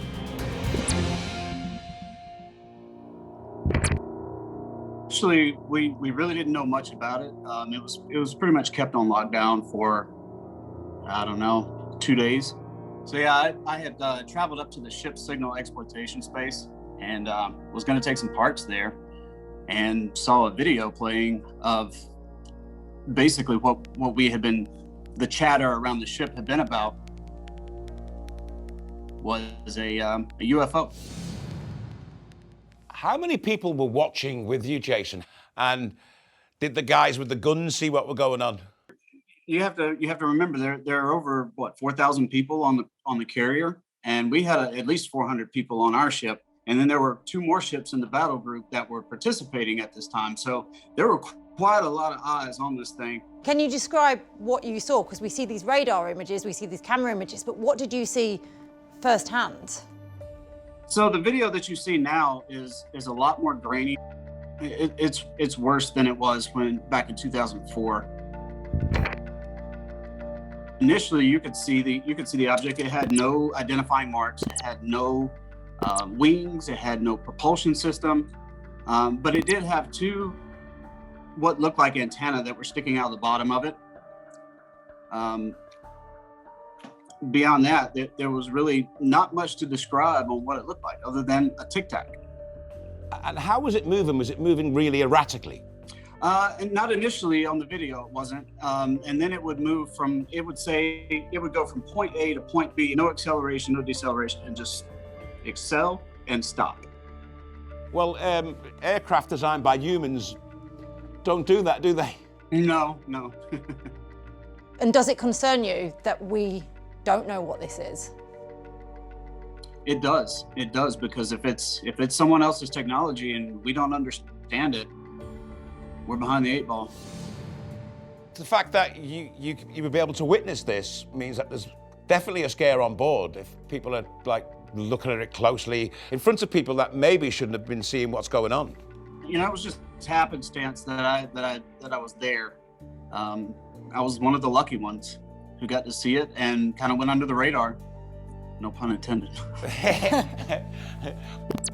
We've only seen a very short, grainy snippet of this tic-tac.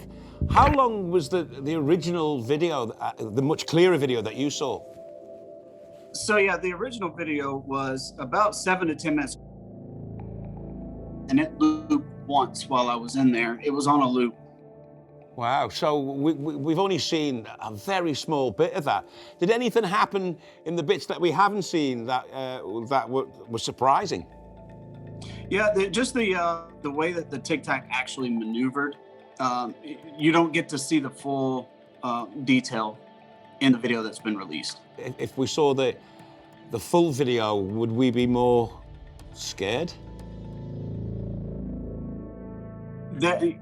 Well, the Department of Defense had recently come out after people had done open record requests, and they admitted that there is more video, but they're not going to release it due to national security. Do you have any idea what it is that you saw? No, but I would like to get answers to it. I think we all would, and you know, if it's not our technology, if it's not from this world, then we've got a lot of learning to do.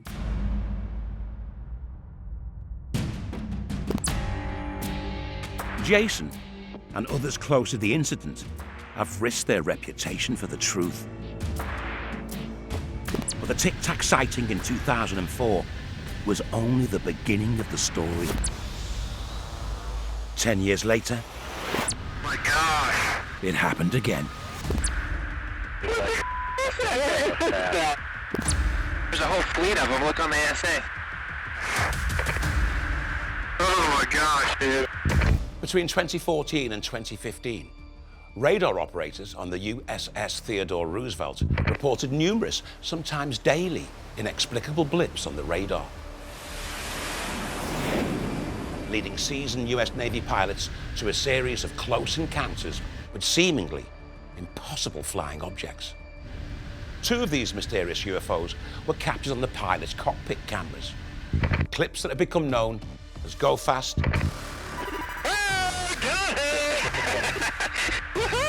Roger. and Gimbal. There's a look at that thing. It's rotating. Just like the tic-tac, these craft also had no visible means of propulsion and appeared to perform movements that defy all known physics.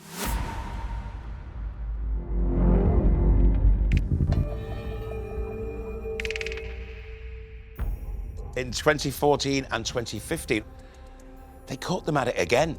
Let's have a look at these cockpit pictures. Look at this. A tic-tac again. 10 years later, opposite coast, east coast. My gosh. What do you think that is? I can't explain it, Craig. I don't know what it is. But it is technically an unidentified flying object. Look at that thing, dude. It's rotating. So the way it changed shape there, it almost became a disc for a minute. Okay, let's look at the other one.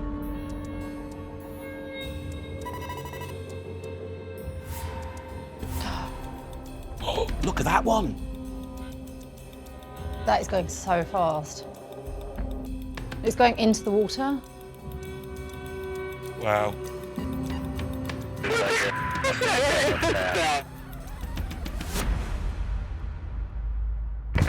Coming up, the Pentagon have confirmed that this is now genuine footage. A shocking new US Navy leak captures a pyramid-shaped craft on camera. This is explosive information. This is probably the best UFO military filmed footage, certainly that I've ever seen, but I think also that the world has ever seen. And ex-MOD official Nick Pope has a theory about why extraterrestrials might be visiting Earth. There might be terrifying things out there in the cosmos, a super predator species. We should be frightened.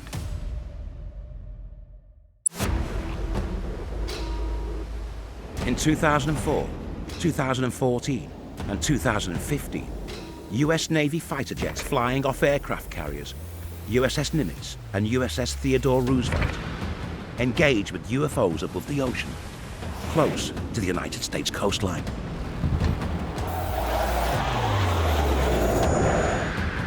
My gosh. Look at that thing, dude. The images captured were officially released by the Pentagon in 2020. There's a look at that thing. It's rotating.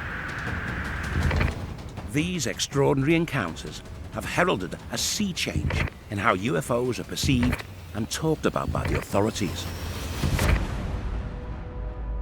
But the question remains, are these craft inconceivably advanced enemy technology, or are they from another world?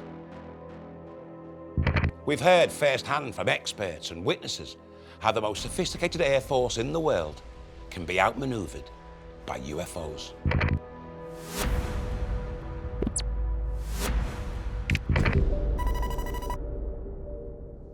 It's going into the water.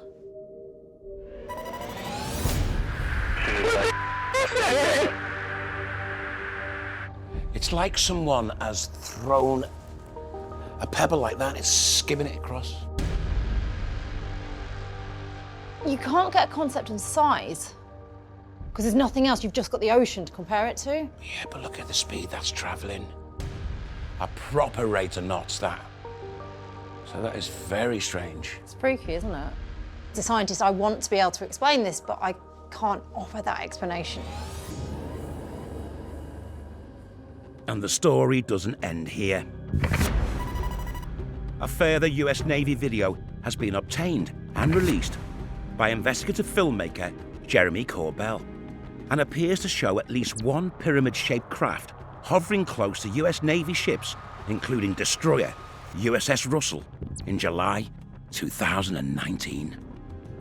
This is explosive information. This is probably the best UFO military filmed footage, certainly that I've ever seen, but I think also that the world has ever seen. There were a number of anomalous contacts, or what they call UAPs or UFOs, that swarmed these carriers. So what you're seeing is some of what I obtained and released is some of that footage.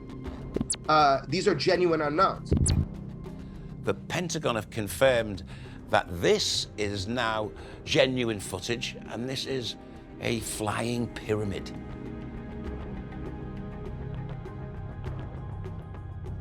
Look, see, you can see it's a pyramid shape. It might be a completely different shape to tic-tac, but it was filmed in the same geographical location, in the Pacific Ocean, off the coast of San Diego. It's certainly interesting, but what I do find even more interesting is the fact that we've now got multiple videos which have been verified by the Pentagon. Okay, so it means that there are lots of unidentified flying objects in our skies.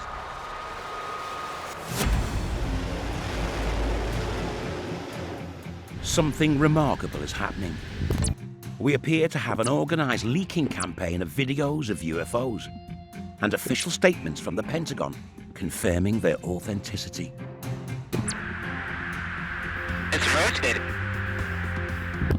Are we being prepared for the truth that extraterrestrials have long been visiting Earth? Or could this be a strategic agenda to remove the taboo around such sightings and encourage more open reporting of UFOs to the authorities? David, that is the weirdest thing. Is that? The one person closest to understanding the military strategy towards UFO sightings is ex-MOD official Nick Pope. We need to speak to him again.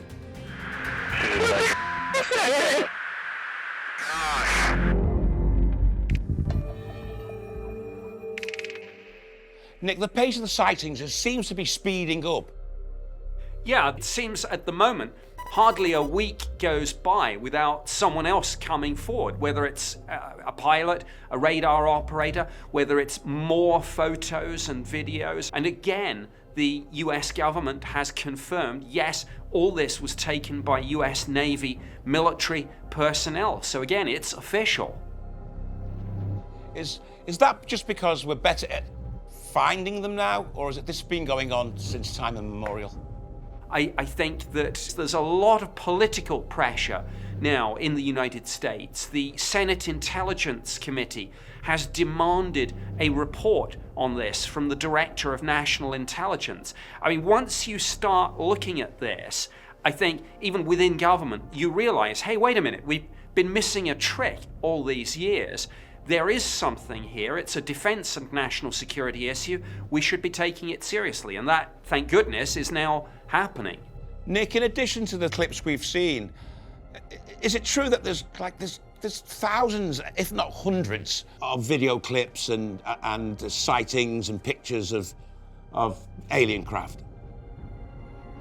Yes. I mean, when the US government started looking into this seriously in the last decade or so through a program called ATIP, Advanced Aerospace Threat Identification Program, the contractor for that project amassed a huge archive of historical material. They would have had and considered photographs, videos, satellite imagery, space tracking radar data, all sorts of stuff. But we know there's more videos out there which haven't been released. Do you think the government's holding things back? I think they're still hiding a lot.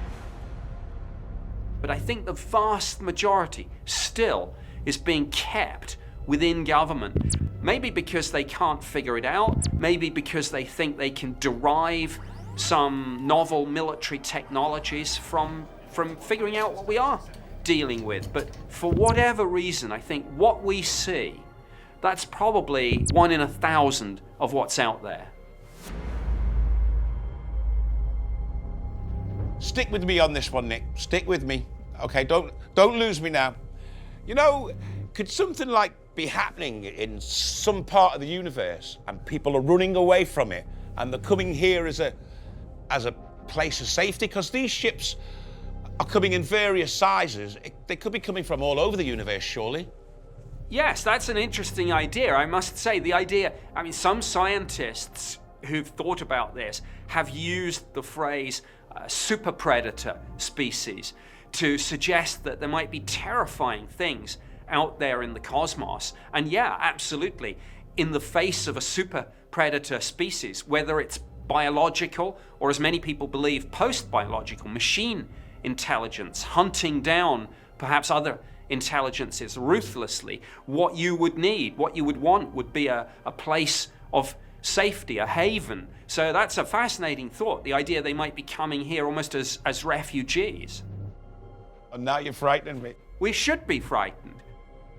Or at the least we should be concerned. I mean, look at what Stephen Hawking warned about in terms of contact with extraterrestrials, and he used that analogy that if we look to our own history, where less advanced civilizations have been visited by more advanced ones, the very existence sometimes of the less advanced ones is under threat. So yeah, we should be worried.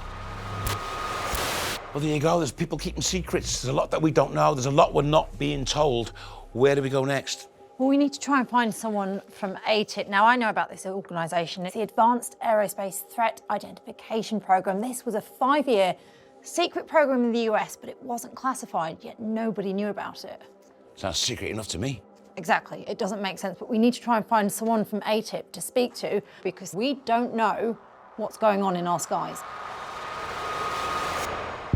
Coming up, Pentagon whistleblower and former head of ATIP, Louis Elizondo. You have the recognition by the US government that UAPs are real, whatever they are, is at a threat. And breaking news. Another leaked US Navy video has dropped online. What was splashed?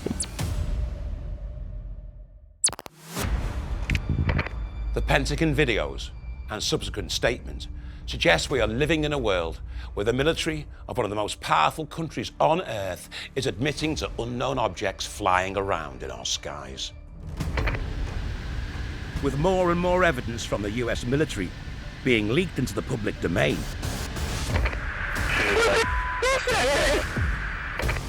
the US government has been forced to produce an unclassified, in-depth intelligence report on the phenomenon and establish a UAP task force. It's impossible not to question what's really going on and ask, are we in danger? We should be worried. To me, as somebody with a defense background, it doesn't matter if it's Russian or Martian. We need to know what it is. We're on a mission to get to the truth about these mysterious craft that appear to be prowling our skies.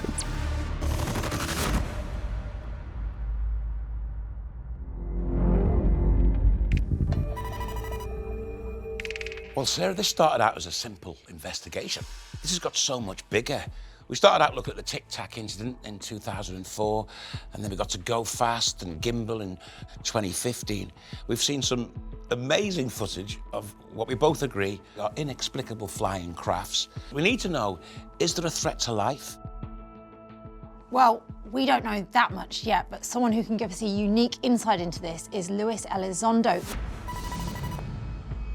He's the former head of ATIP, the Advanced Aerospace Threat Identification Program, which was this shadowy organisation within the US government. Listen, can you tell us a bit about your work at ATIP? I was part of a very interesting and nuanced program within the United States Department of Defense and the intelligence community. And it was a nuanced effort within the Pentagon that was focused on looking at what we call UAPs, or I guess in the vernacular, UFOs. And what did you discover? Well, we discovered a lot. First of all, we discovered that there is absolutely something in our skies. It's something that has the ability to to fly within controlled U.S. airspace, and frankly, in some cases, displays capabilities beyond those capabilities we have currently within the United States. Have the American government, have they released all the tapes they've got? Have they released all the pictures, all the videos? No, not hardly, no. But that's up to the government to decide when and where and if they want to do that. I'm going to respect my non-disclosure agreement. So you're telling us you know more about this than you're able to tell us? What I'm saying is that I'm quite confident that the government is aware of more data than just the video. I suppose the big question is, are these crafts human or are they extraterrestrial?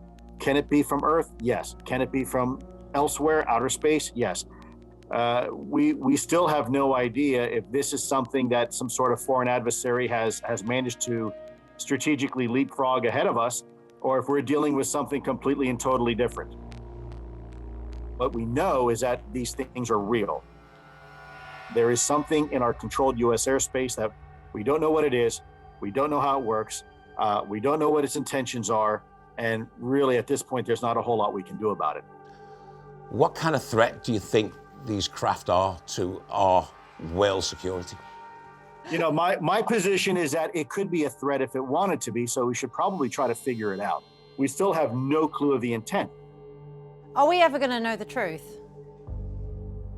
Well, I think we're on that journey right now, Sarah.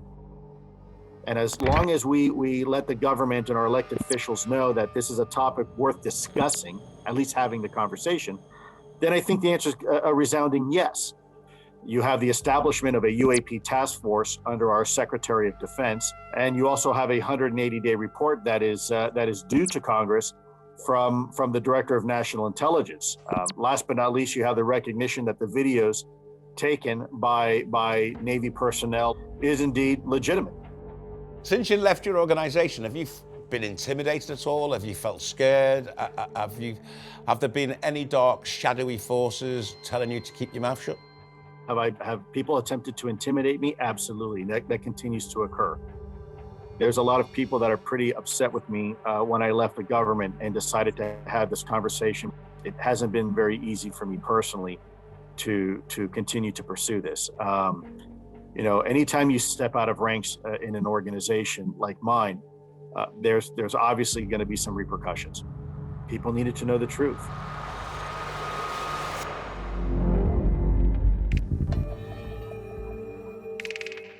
Well, what do you make of that? That was certainly powerful. It's quite disturbing, some of the things he was talking about, how he has been threatened. And when I asked him, I said, have we got any more tapes, any more videos, any more films? He just went, oh, yes. Things are definitely being covered up. But what are they covering up? That's the question. Is it alien technology? Are the governments really colluding with an extraterrestrial species? Or is it just something else, something that we haven't thought of yet?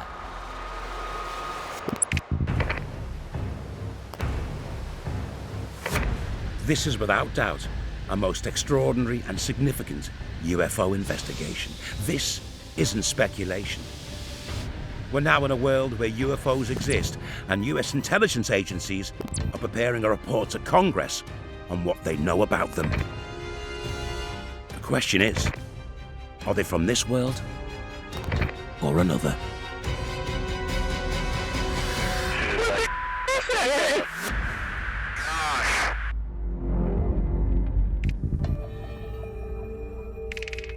I feel like we're getting closer and closer and closer. So before we draw a conclusion and reach our verdict, let's look at those videos again. So this is the tic-tac incident, 2004. I think we can safely say it's not a plane, but we can't really say what it is.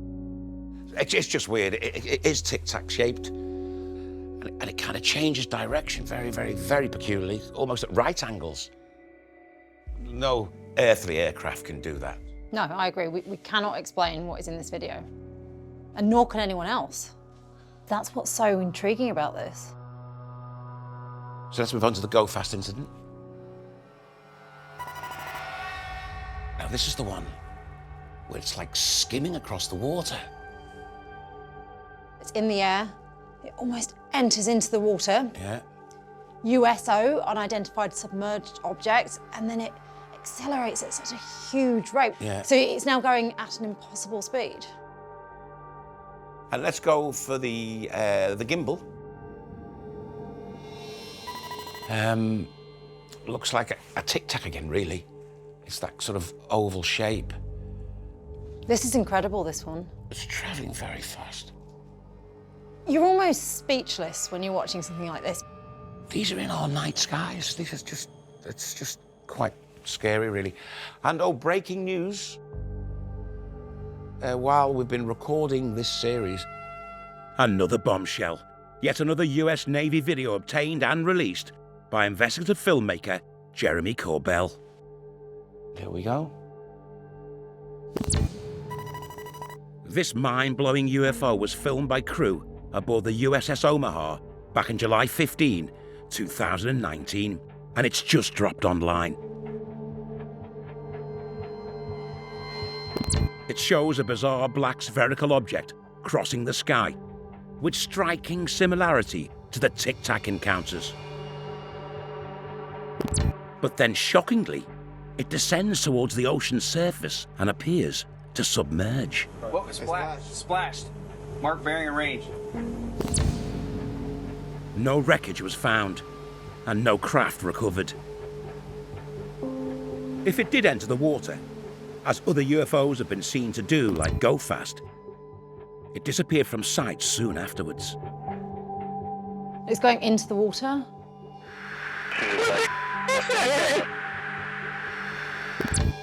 And like this astonishing UFO, filmed by a US customs plane in Puerto Rico in April 2013, it also dips into the ocean before briefly re-emerging and then vanishing. It suggests they're moving with ease between our atmosphere and our ocean. Gravitationally propelled craft that are transmedium, and they can go from space to air to sea without destruction. This is astonishing capabilities. What are these things in the sky that outpace, outmaneuver, and completely defy what we understand as propulsion? This is now a new reality that we are living in. And it doesn't matter if we bury our heads in the sand. It doesn't cease to exist. UFOs are real. The UFO presence is real. What are these things? We deserve some answers, whatever those may be. And if these craft are intergalactic refugees searching for a safe haven, what a perfect place to hide. But now it's time to decide once and for all whether these UFOs are extraterrestrial or not. What's your verdict? When we first spoke about this, I was kind of skeptical. I knew how enthusiastic you were about this, but I almost owe you an apology with this one, Craig. Because the evidence we've seen today is hugely compelling. It's hugely convincing. We can't explain any of these videos. We do not know what is going on in our skies. And in that case, I'm going to say investigation ongoing. Well, I'm going to go a little further. I'm not saying that this is a sign of aliens. But I'm not sure they're manned by any living body. They could be robots, they could be drones, they could be advanced probes. I'm going to have to say that whatever they are, they're not of this world.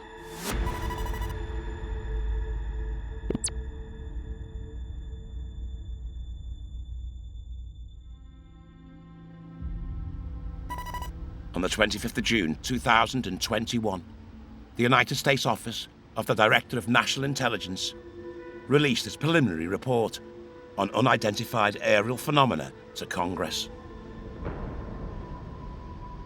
Although it posited a range of plausible explanations, the majority of the 144 major UFO sightings officially investigated, ranging from covert military aircraft and airborne clutter to abnormal weather phenomena, it was only able to confirm one as being definitely man-made. For the remaining 143, which include tic-tac, gimbal,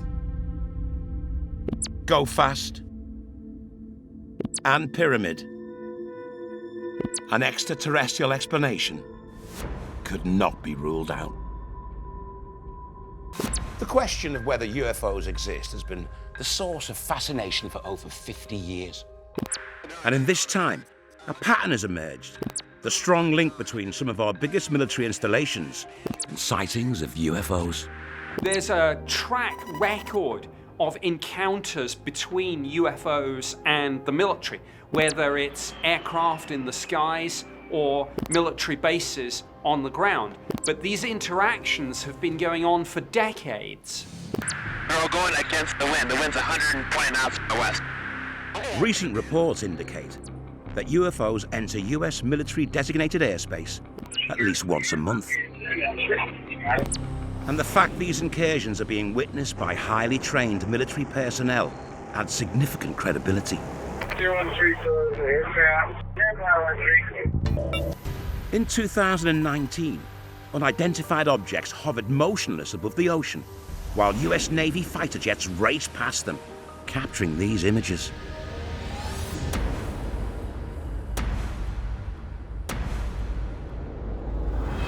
The Pentagon later admitted they were authentic and the subject of ongoing investigations.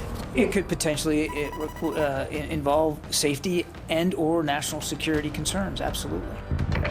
In 1994, a UFO was captured on camera by a radar tracking system at Nellis Air Force Base in the Nevada desert.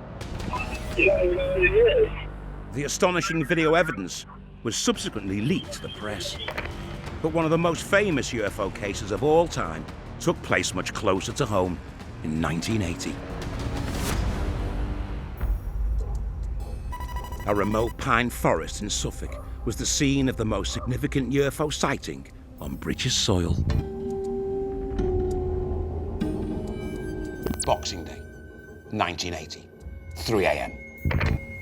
US military personnel were on patrol at an RAF airbase when they noticed strange lights descending into Rendlesham Forest. Servicemen left their base, and as they approached the scene, they saw a strange object ahead. 3 meters tall and 3 meters wide, smooth and glowing. As they closed in, what appeared to be a craft darted away through the trees. As dawn broke, the military and police discovered broken branches and 3 small radioactive triangular impressions on the ground. The news of this eerie event reached the bemused deputy commander of the base, Lieutenant Colonel Charles Halt, and other personnel. But even their military training couldn't prepare them for what happened next. A close encounter with something unlike anything they'd ever seen before.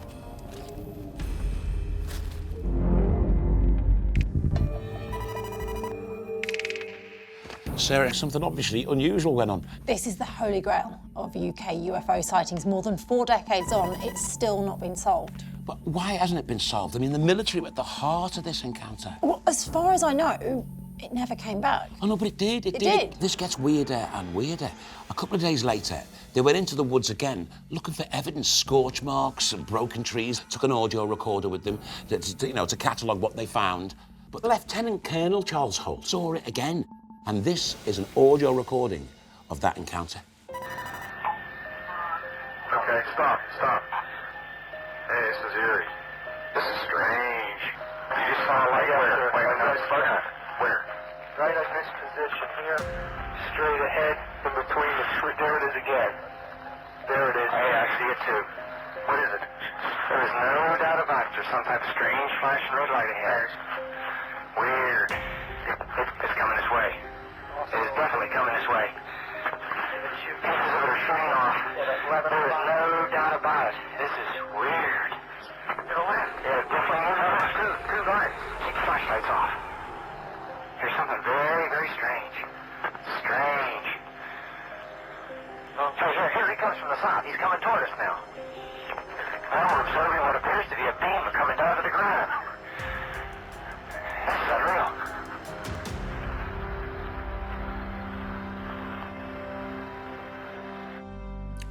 Well, that is chilling. It is. It feels like you're listening to a horror movie. These are military personnel. They are trained to be in difficult situations.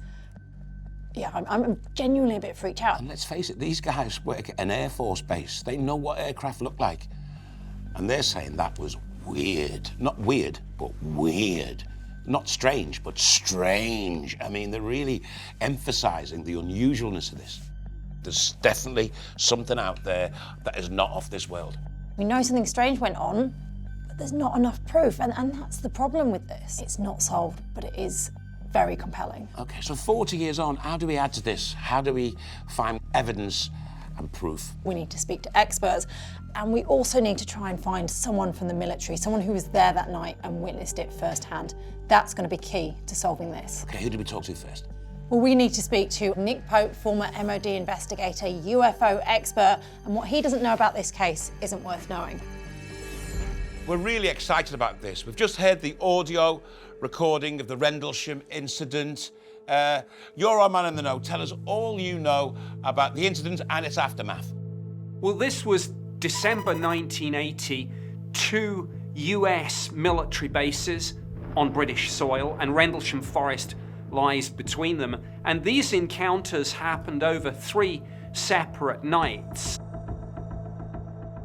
One of the witnesses on the first night said that when this thing landed and then subsequently took off again, it accelerated away at a phenomenal rate. And of course, all these people were used to seeing fast jets. And he just wrote down in his police notebook, speed impossible. Now, on the last night of activity, yeah, the witnesses included Lieutenant Colonel Charles Halt. He went out into the forest, skeptical about all this, saw the UFO himself, and as you've heard, encountered it. There's no doubt about it. There's some type of strange flashing red light ahead. It's yellow. I saw a yellow tinge in it too. It's coming this way. It is definitely coming this way. There is no doubt about it. This is weird. It's just such a great case in terms of multiple witnesses, military witnesses, declassified government file. I mean, everything you could want. Well, it sounds like it's a slam dunk case, doesn't it? I mean, it seems obvious to me that would say aliens existed. In terms of evidence, it doesn't get much better than this. Now, I can't quite push you over the line with this, because even those of us at the Ministry of Defense who looked at this and our counterparts in the United States, we didn't find any definitive proof that this was extraterrestrial. But it's kind of like flipping it the other way around and saying we ruled out all the conventional explanations, so we're left with a genuine mystery. The lights that they're seeing in the woods, what could they possibly be? That's a real mystery, because the colors and the configuration, the flashing or whatever, it doesn't correlate to, for example, aircraft lights. You wrote a book on this subject, and it had to actually be cleared by the MOD before it was published. Yes, actually the book needed Department of Defense security clearance in the US too. I mean, I take my security oath seriously. I don't want to inadvertently disclose classified information. How much information haven't they declassified? How much couldn't you tell us? There are still things that can't be revealed. So, for example, the Commander-in-Chief of the United States Air Force in Europe flew specially to the bases, was briefed on this incident, took possession of various items of evidence and took them back to his headquarters in Ramstein, Germany. And the MOD file shows how angry we were about this, that items of evidence pertaining to the investigation were removed and not shared with the UK. We don't know what they did with it. We don't know what they concluded, and we don't know where it is now. Was this physical evidence? Could this been anything like a part of a craft? We don't know for sure. We know that it does include soil samples taken from the landing site. Some of the radar operators have gone on the record. They tracked what they call an uncorrelated target. But the raw data itself, the original radar tapes, gone. Wow. Just to play devil's advocate slightly, I know I can be a bit of a killjoy with this, but is it not possible it's just a downed Russian satellite or some sort of foreign technology? We can't completely rule that out. Have you ever heard of a downed Russian satellite flying upwards at an impossible speed? No, I haven't. Do you know more about this than you're able to tell us? It's a difficult question, actually, to answer. I know a little bit more, but I don't want to tease you. I don't want to imply I know the answer to this, because I don't. I genuinely don't. There are some things that have not yet been released. For example, the issue of the radiation at the landing site is extremely sensitive. Some of the witnesses who got close to this thing said that they think health issues that they've had have been attributable to that, and there has been a settlement with the Veterans Administration in the US over this. Senators got involved, the US government got involved. Some of the witnesses were asked for their blood samples, DNA samples, looking at whether there were physiological changes.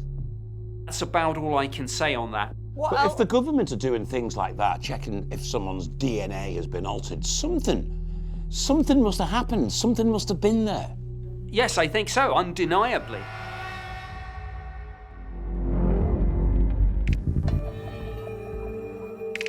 Well, what do you make of that? Americans nicked our soil, stole all the physical evidence and flew it off to Germany. It is interesting, though, that someone was investigating this and taking physical evidence. It shows that the MOD, the CIA, whoever else, was taking this seriously. And then later on, they blood testing people who came into contact with the site. So with all this going on, why isn't this down as case proved? What I find interesting, journalists were covering this story. People tried to solve this at the time, but as yet it remains unsolved. Where do we go next? We've got a lot of potentially credible evidence, but actually I want to rule a lot of stuff out, because if we can rule a lot of stuff out, we're left with the more extraordinary explanation. So I want to speak to a journalist who covered this from the beginning. Coming up. What I don't understand is why 40 years on, we still haven't got to the bottom of this mystery. A revelation brings everything crashing back down to earth. Well, when he told me his answer, I nearly fell off my chair. I'm just going to sit down a minute, because I think you've just burst my balloon a bit. Speechless. One of the biggest, and to this day still unexplained sightings of the modern era, happened deep in the forests of Rendlesham, Suffolk. In 1980, US Air Force Base personnel got up close and personal with what they were convinced was an alien craft. There it is again. Watch, right ahead off my flash back there. There it is. Hey, I see it too. What is it? We don't know, sir. This case is a standout example of a seemingly undeniable connection between UFOs and the United States military. Look at that thing! It's rotating. Our investigation so far has proven a remarkable encounter really did occur in Rendlesham Forest. It appears to be maybe moving a little bit this way.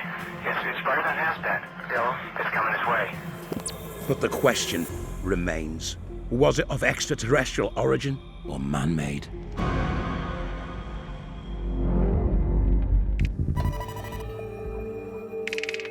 Okay, Sarah, let's have a look at what we've got. American Air Force Base noticed some strange lights going into Rendlesham Woods, okay? Yep. They send a Lieutenant Colonel, Charles Halt, to investigate. And we've got the audio recording of that. I've got the transcript here. He says there's no doubt there's some type of strange red flashing light. Weird. It's coming this way. It's definitely coming this way. Pieces of it are shooting off. There's no doubt about it. This is weird. To the left, definitely moving. 2 lights, 1 light just behind, and 1 light to the left. Keep your flashlights off. There's something very, very strange. This reads like a horror film. It's chilling. And then Lieutenant Colonel Charles Halt wrote a memo to the Ministry of Defence. It's known as the Halt Memo. This is famous. So the MOD are taking this seriously? So seriously, in fact, that former Chief of the UK Defence Staff, Lord Peter Hill-Norton, wrote to the MOD to ask them to clarify what steps were being taken to investigate the Rendlesham incident. What I don't understand is why 40 years on, we still haven't got to the bottom of this mystery. It's one of the greatest mysteries of all UFO sightings of all time, and I think we need to rule things out, do a process of elimination. So how do we go about this? Well, we need to speak to a journalist. The media picked up on this story. The MOD actually released a press release, and it was front page news at the time. And this guy, Ian Ridpath, he is a science journalist, and he was one of the first people to report on this. Listen, Rendlesham's been part of your life for what, say 40 years? Am I right to be getting excited about this? At the time, you would have been, yes, because as you said, it was front page news, one of the great headlines, isn't it? UFO lands in Suffolk, and that's official. And when I saw that, I thought, well, I really have to look into this and find out what actually happened. And the report spoke of a bright flashing light seen between the trees at the eastern edge of Rendlesham Forest in Suffolk. It was seen on at least 2 separate nights. Yeah, it's a strange, small red light. There's no doubt about it. There's some type of strange flashing red light ahead. Weird. So to try and find out what it might have been, I rang the local forestry office. And I spoke to a young forester, and I asked him what he thought it might have been that they'd seen. And, well, when he told me his answer, I nearly fell off my chair. He said, I think it's the Lighthouse.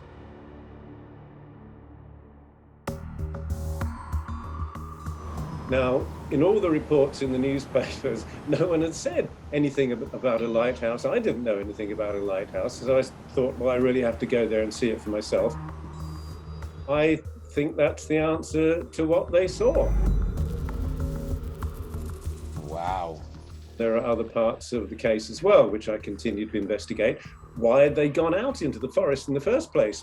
They said they thought they'd seen something crashing. I know from experience that bright fireballs can give that impression. That is a natural piece of space junk burning up in the atmosphere. It's 100 miles up. It looks as though it's much, much closer. That was almost certainly what they saw, triggered the whole thing. They thought something had crashed in the forest. They went out to look for it.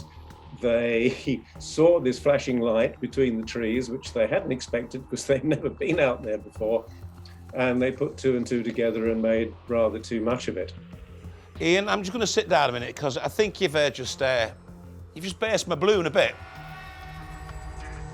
2 nights later, they called out their superior officer, Colonel Halt, who went out there with a tape recorder and a small party of men. One of the men pointed out to Halt this flashing light in the distance, and as they went towards it, they were moving between the trees. The light appears to move between the trees. Well, that's the direction of the Orford Ness Lighthouse.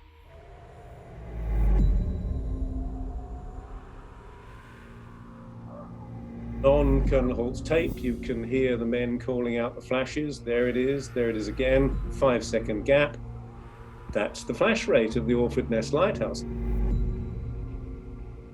Later in the night, he saw other lights, bright starlight lights, he called them. They twinkled colours, and they hovered for several hours.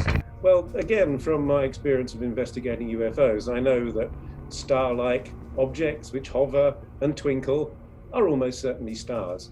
And he specifically picked out one to the southwest, which was where the brightest star in the sky, Sirius, was setting.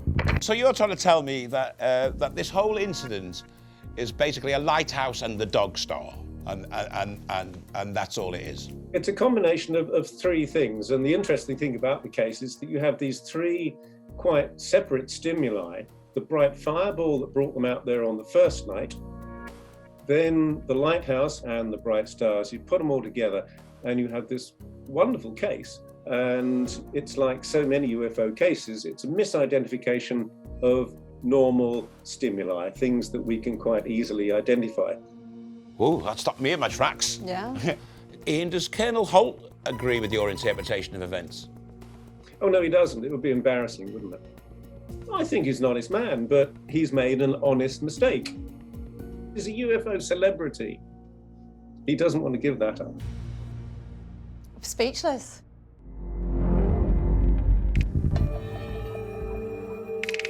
Well, that's really burst my bubble, that has. I mean, when I started the show, I said this was going to be a slam dunk. I know. I thought that we were going to eventually prove that aliens exist, but having spoken to Ian, I'm seriously conflicted now. And this is the photograph off of his website, which shows Lieutenant Colonel Halt's point of view. And you can see the lighthouse in the distance. Ian said he didn't know the lighthouse existed, and that's why he was confused about the flashing lights. I mean, Ian's given a very plausible and a very scientific explanation to what happened, but we've got these MOD reports, we've got credible witnesses. These are highly trained military personnel. It doesn't make sense to me why they'd be so confused. Something doesn't add up to me. I think we need to track down Colonel Halt. I agree. He led the investigation into this. He was there. Coming up. The military personnel are saying, hey, what is that? Is it a helicopter? Is it a balloon? Another notorious UFO incident close to a secret military base, this time in America, which may well have a bearing on the mysterious events at Rendlesham in December 1980. It's moving like an insect, like a bee or something, but you couldn't pilot something like that. Within government and military circles, there are people who are too afraid to come forward. They're too afraid, yes. During the last 75 years, there's been a multitude of reports by the military of anomalous flying objects. It's only been in recent years, however, since the Pentagon confirmed in September 2019 that this very footage captured by the US Navy between 2004 and 2015 is authentic, that many are finally coming to light. Oh my gosh, dude. Wow, look at that, man. Look at the fly. But why is it that UFOs appear to be persistently attracted to our military? And do they pose a threat to our national security? As we endeavour to find out, there's a particular case that has caught our attention. The Rendlesham UFO incident is as remarkable as it is mystifying. US military personnel reporting how they came face to face with an alien craft 40 years ago on UK soil make this sighting extraordinary. Oh, here he comes from the south. He's coming toward us now. Now we're observing what appears to be a beam coming down to the ground. This is unreal.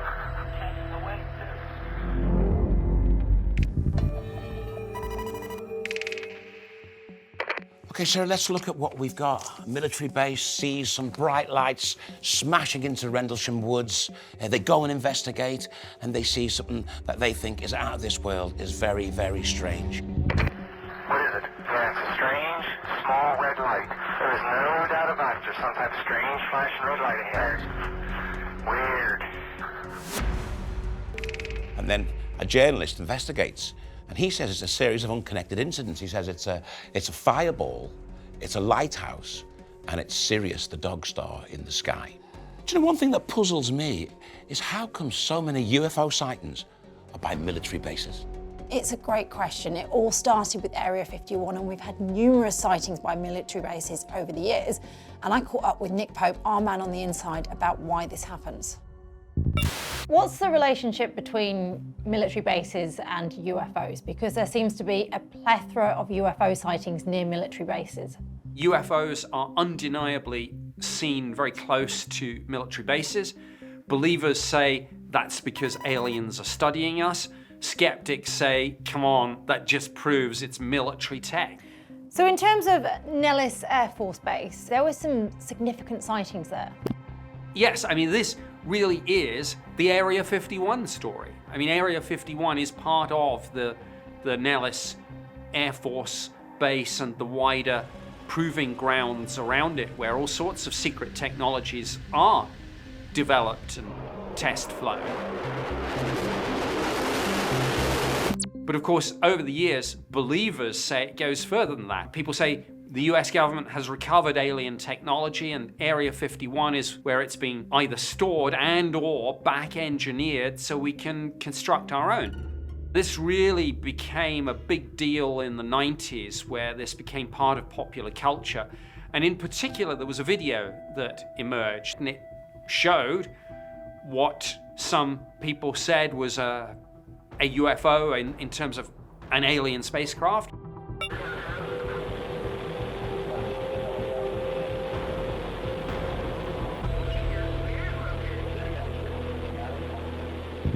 There's a group of Dutch experts who have looked at it. They've done a phenomenal amount of research on this video. They've slowed it down, they've enlarged it. Can you describe what's in the footage?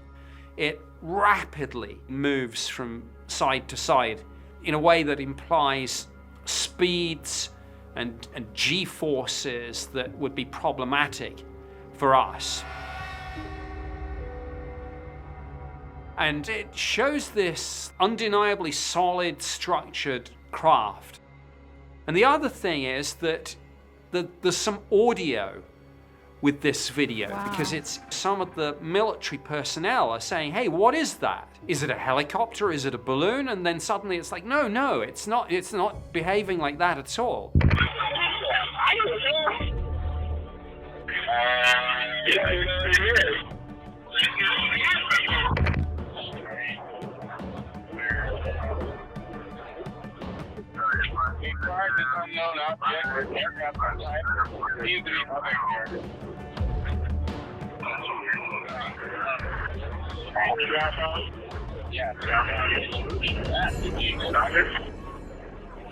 So who are the witnesses on the video?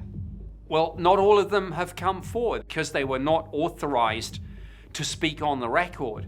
That's problematic in evidential terms for sure, but it's, as somebody who's worked in that classified world, it's understandable as well. Within government and military circles, there are people who are too afraid to come forward about what they've experienced. They're too afraid, yes. Frightened in terms of if they discuss something or release something and it turns out that it's classified, that's a criminal offense.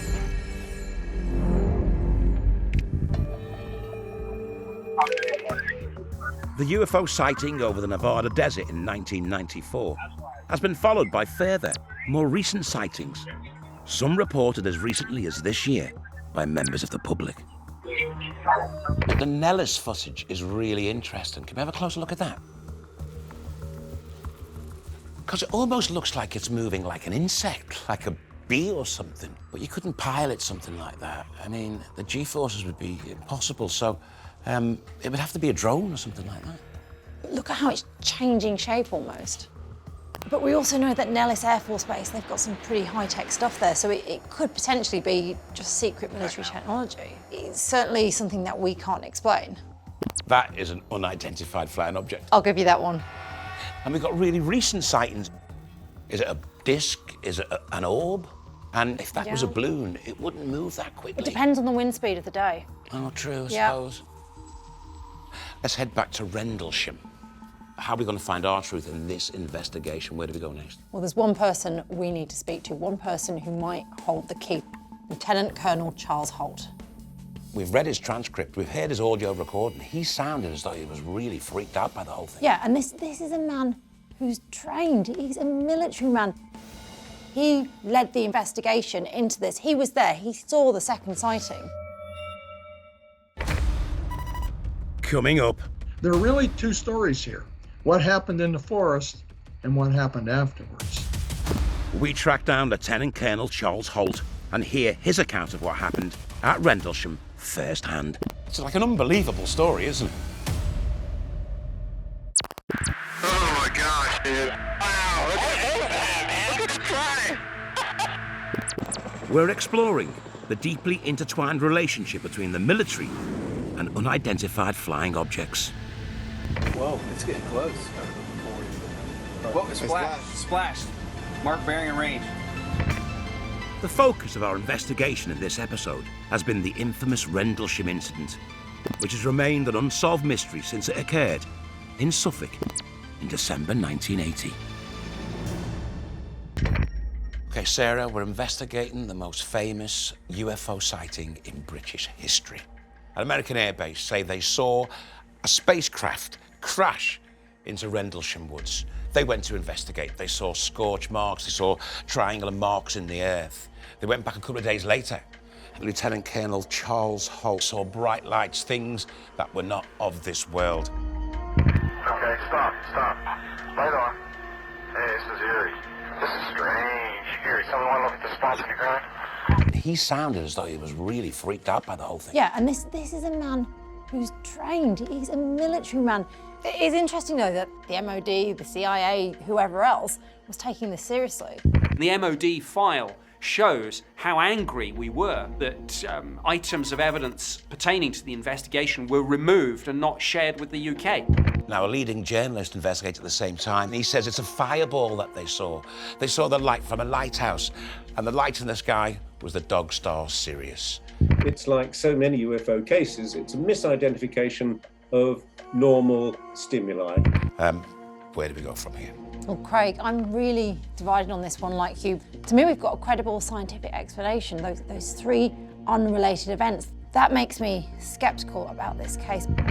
But perhaps the final word should go to the man who was actually on the scene at Rendlesham and explored the site in December 1980.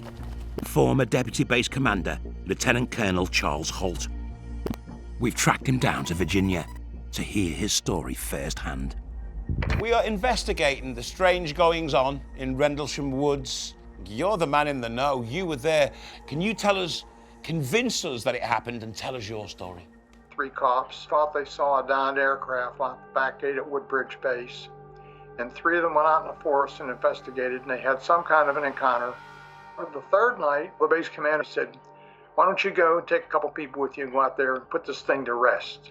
Can you just talk us through what happened? We went across the base and went out into the forest. And lo and behold, there are 3 indentations about 1.5 inches or 2 inches deep. And we look out into the farmer's field, which is directly across from us. And there's a glowing object about the size of a large beach ball. We watch it for a few minutes and I realize I can't explain this. And the object moves into the forest, obviously avoiding the trees. And I'm thinking this is under intelligent control, whatever it is. So we try and approach it. The object goes back out into the farmer's field, directly between us and the farmhouse. Suddenly, the object silently explodes into 5 white objects like fireworks, and it's gone. So I said, let's go out in the field and see if we can find any evidence. And somebody notices up in the sky, about 3,000 or 4,000 feet, are several elliptical-shaped objects with multiple colored lights on. And they're moving together in synchronization as though they're flying in a pattern. And we notice 2 very bright white lights to the south. One of the objects comes directly overhead at very high speed. I mean, it's almost like instantaneously, and stops directly over us. It sends down like a laser beam about 10 or 15 feet from where we're standing here. I'm really getting nervous. Is this a weapon? Is this a warning? Is this some kind of communication? They move over Bentwater's base, and I could see them sending down beams there, in or near the weapons storage area. We could hear the chatter on the security radio net that the people in the weapons storage area were seeing these beams too. Well, it's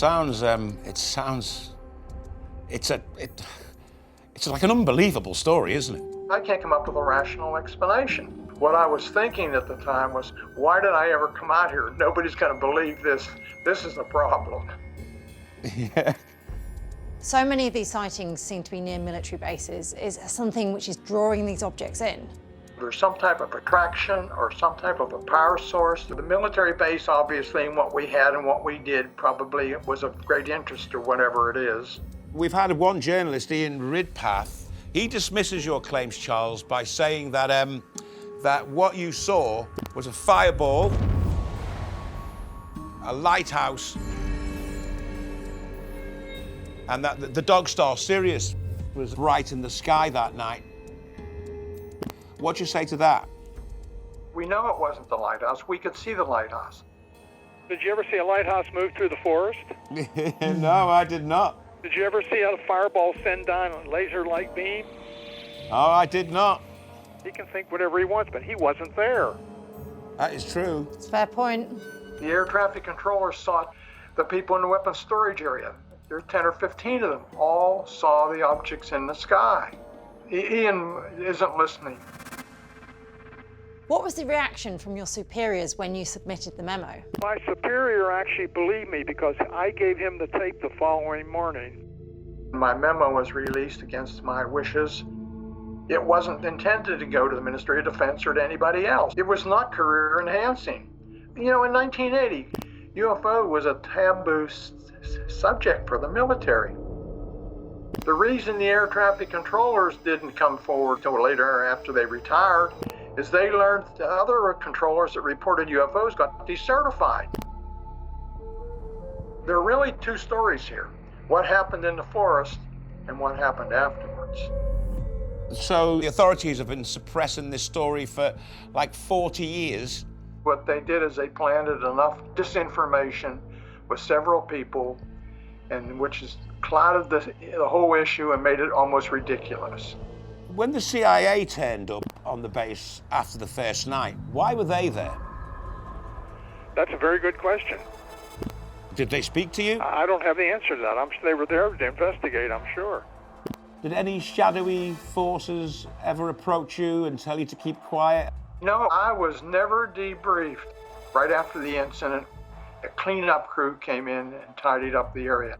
I do know individuals that were involved the first night that were debriefed with drugs and hypnosis.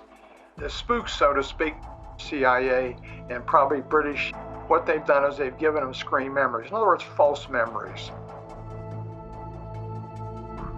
Are you saying that sort of military intelligence have messed with the memories of some of the people involved in this to make them remember differently? Oh, I know they did. There's no doubt about it. How do you feel about the embellishments that some people have added to the story? I never intended to go public. Nobody wanted anything to do with it, and I was left hanging. The only reason I've ever spoken out is there's so many people that claim crazy things. It's totally out of control. The real truth is never going to come out to whoever is behind it decides it's time. The truth needs to be out there. Powerful.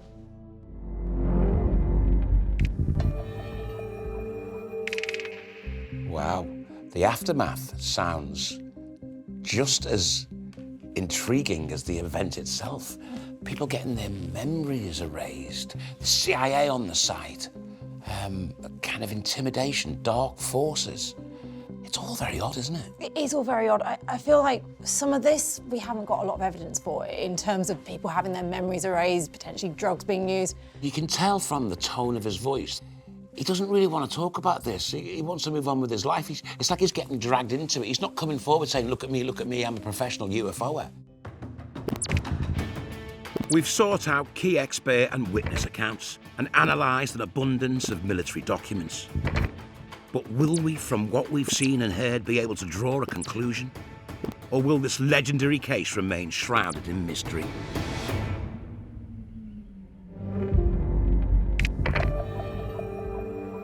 One of the things I thought was quite convincing was Ian Ridpath's photograph of the lighthouse, which is there. And this was Lieutenant Colonel Charles Halt's view through those trees. But Charles Halt said, have you ever seen a lighthouse coming through the trees? I'm hugely conflicted with this case. When we spoke to Ian Ridpath, I was convinced. Case closed, we've solved it with science. But he wasn't there. Then, when we spoke to Lieutenant Colonel Charles Halt, his account was very compelling. He was there. Before we reach our verdict, let's listen to that audio recording again of him in the woods. There is no doubt about it. There's some type of strange flashing red light ahead. It's yellow. I saw a yellow tinge in it too. It's coming this way. It is definitely coming this way. There is no doubt about it. This is weird. That to me doesn't sound like someone seeing lights from a lighthouse in the trees. And I keep thinking the military have maps, they know the lay of the land. Even if they hadn't been in that forest before, they know what's around. This is the military. And these guys have a fear of being stigmatised, and yet they still push forward with their claims. And when you speak to Charles, you wish it hadn't happened. And when you see all the MOD involvement, you see the CIA, the accusations of people messing with memories, dark forces at work, something definitely strange happened in those woods. I agree. That tape is credible, it's legitimate, and the fact remains, Lieutenant Colonel Charles Halt, he was there. I keep coming back to that thought that he was there, he witnessed this, he's got no reason to lie. His superiors have taken this seriously, yet at the same time, others have now embellished the story and the truth's kind of got muddied somewhere in the water. Okay, so what's your verdict?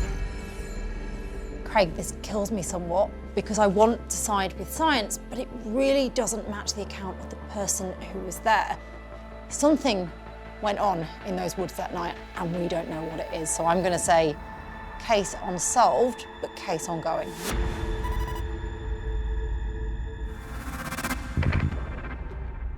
It's no wonder the Rendlesham incident has a special place in the UFO Hall of Fame, confounding skeptics and believers alike. Our due diligence has revealed the admission that key evidence was removed by the authorities, proving this case to be far more complex than it appears on the surface. The lesson learned from this encounter and others like it is that someone or something is being repeatedly drawn to our military bases and installations. Perhaps curious to observe us, or interested in our technology and weaponry. Either way, we don't yet know if the unexplained objects in our skies are friend or foe.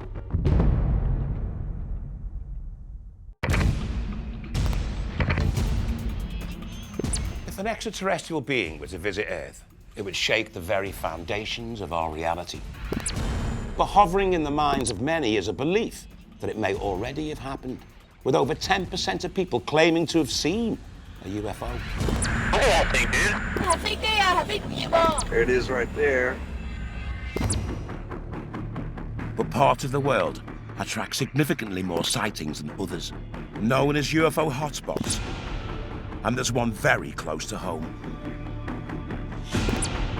Central Scotland has its very own Area 51.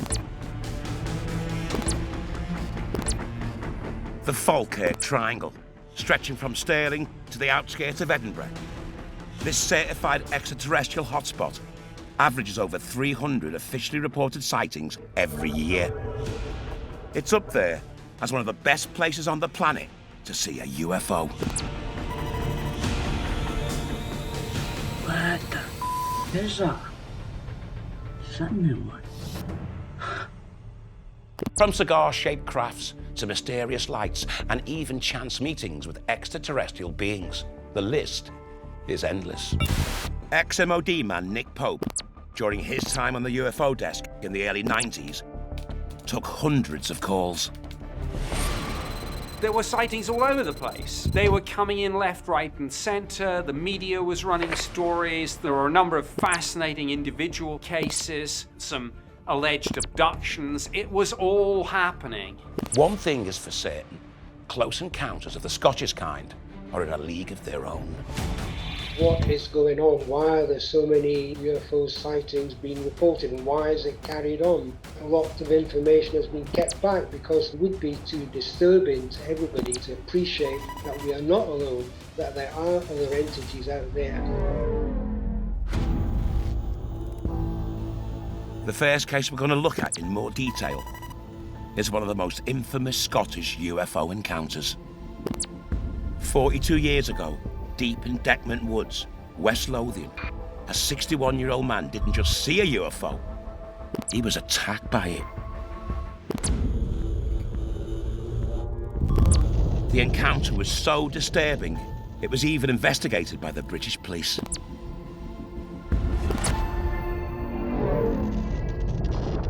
On the 9th of November, 1979, forestry worker and respected war hero Robert Taylor was checking fences in woodland at the edge of his small village when the unimaginable happened.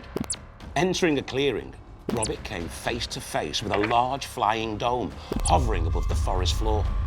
The dome was approximately 6 meters across, with a rough, dark metallic texture and small propellers on its outer rim.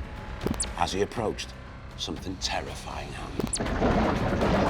2 spheres covered in spikes dropped from the main craft, flew towards him, attached to his legs, and began dragging him violently towards the craft. Robert's next memory is waking up 20 minutes later, injured, dishevelled, and temporarily unable to talk.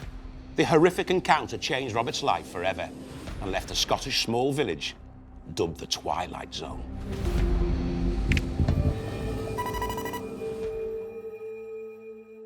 So, Sarah, at this first case, what have we got?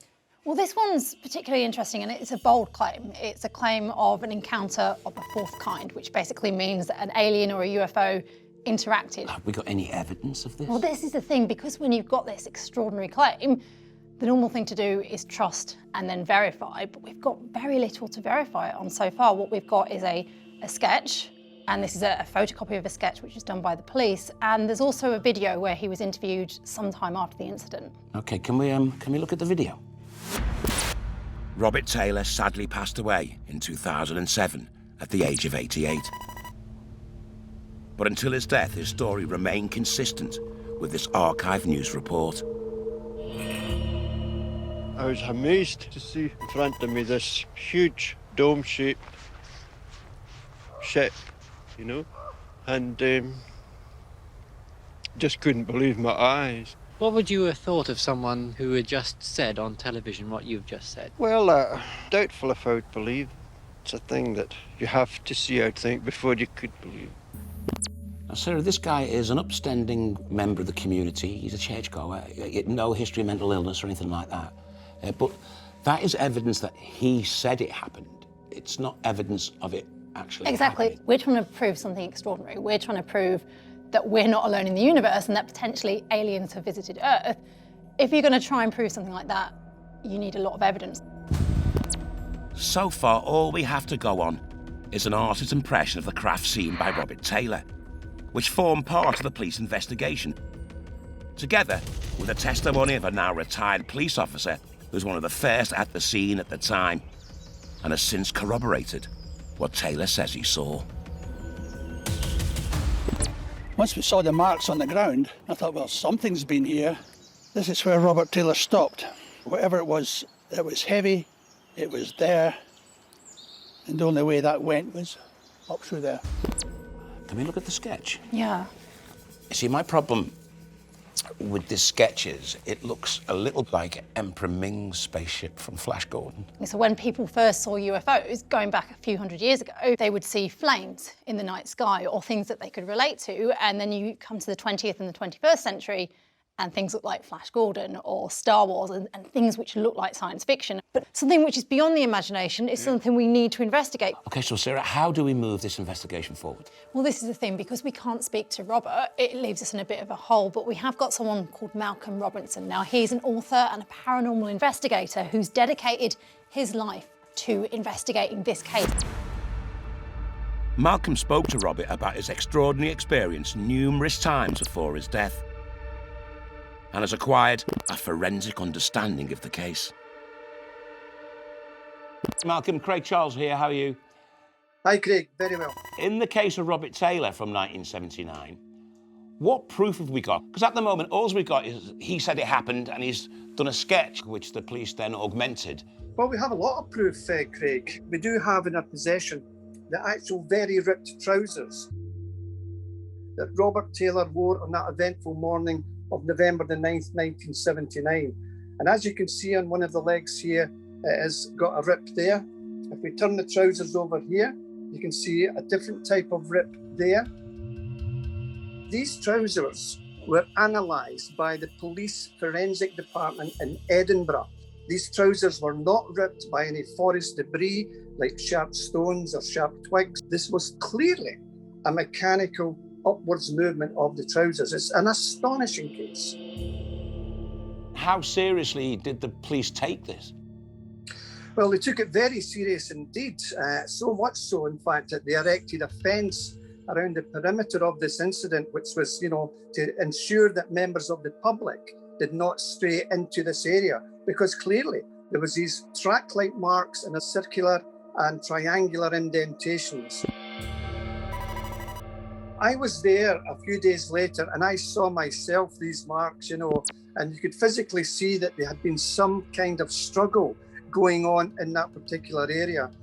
And the police knew Bob Taylor, and they knew that he would not dream of making up a story of this nature. It was the furthest thing from his mind. What do you think it could possibly be? There are many theories, Craig. One of those theories is that the forestry worker digested some form of, it's called a Trupa belladonna. It's a rare berry which can cause hallucinations, and sometimes it can even cause death. Now, there's no evidence of that plant being in Decmont Woods. People have said perhaps it was epilepsy, an epileptic fit. He had no, history of epilepsy in the family.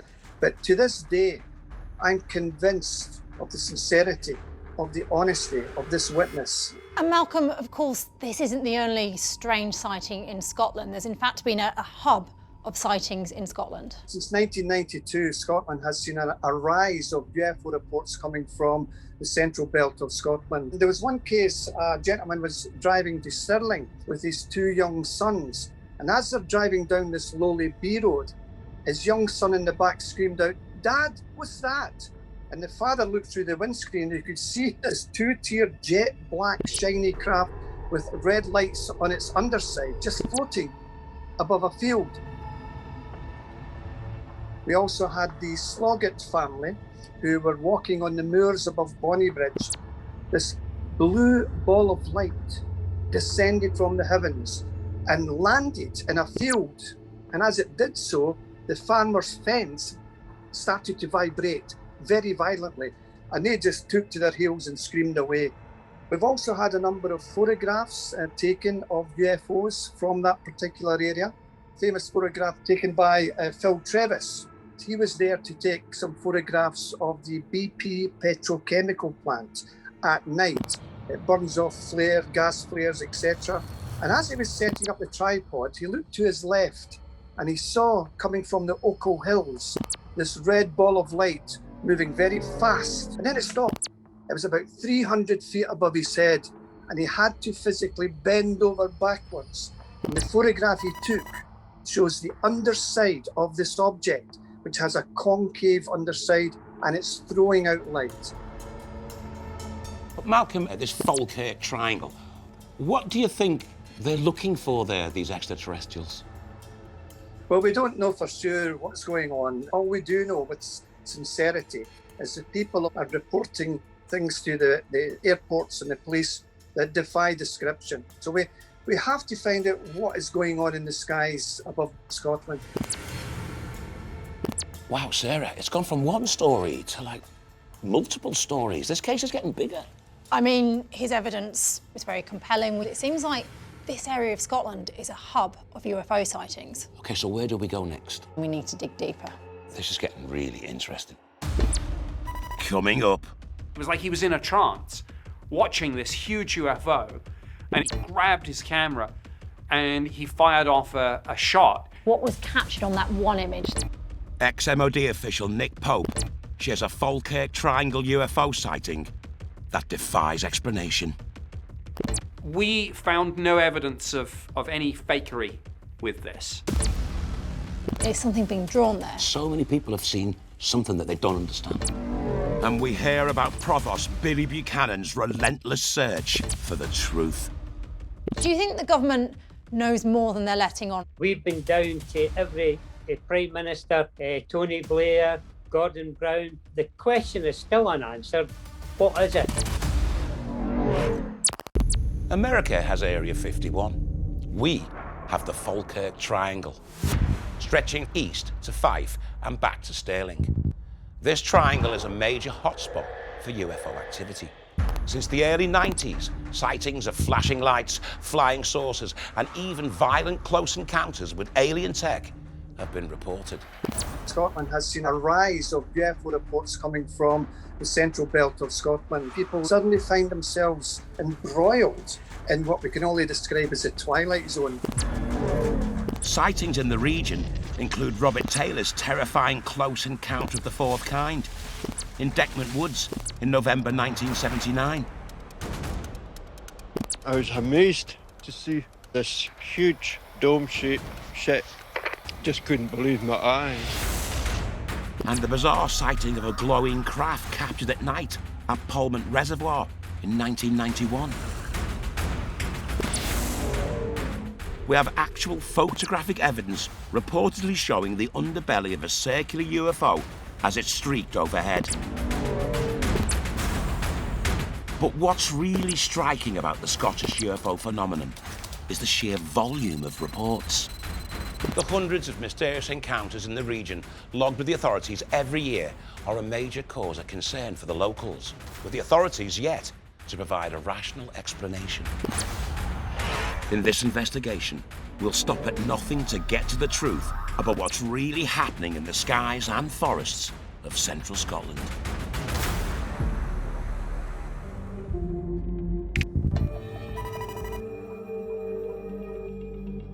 So we started out by investigating the case of Robert Taylor, who in 1979 claims he saw a spacecraft in the woods in West Lothian. It attacked him, ripped his clothes, left him so traumatized that for a short while he couldn't speak. It's now turned into a mass of sightings all over the Falkirk Triangle. So, Sarah, is something happening, and is it extraterrestrial? We've got this huge amount of sightings, but there could be multiple reasons to explain that. It could be hysteria. We've seen that throughout history. For example, when War of the Worlds was first played on the radio, people thought there was an actual alien invasion. It could also be the simple fact that this is more of a rural area, so there's clear skies, people are looking up more and they just see things that they might not have seen before. What is quite strange is it all seems to be happening in this triangle here around Falkirk. I think that's what's interesting for me. We've got a cluster of sightings in the same area in Scotland. Is something being drawn there? Is it the military?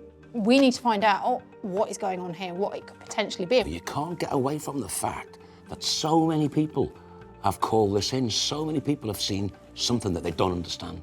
Well, we need to speak to Nick Pope, former MOD investigator, UFO expert, and what he doesn't know about this case isn't worth knowing. So Nick, Scotland's certainly been a hotspot for UFO sightings. Yes, it has, and particularly from about 1990 through to about 2010, there were sightings all over the place. They were coming in left, right, and centre. The media was running stories. There were a number of fascinating individual cases, some alleged abductions. It was all happening. Can you just talk us through some of the sightings? Well, one really interesting sighting involved an amateur artist called Ian McPherson.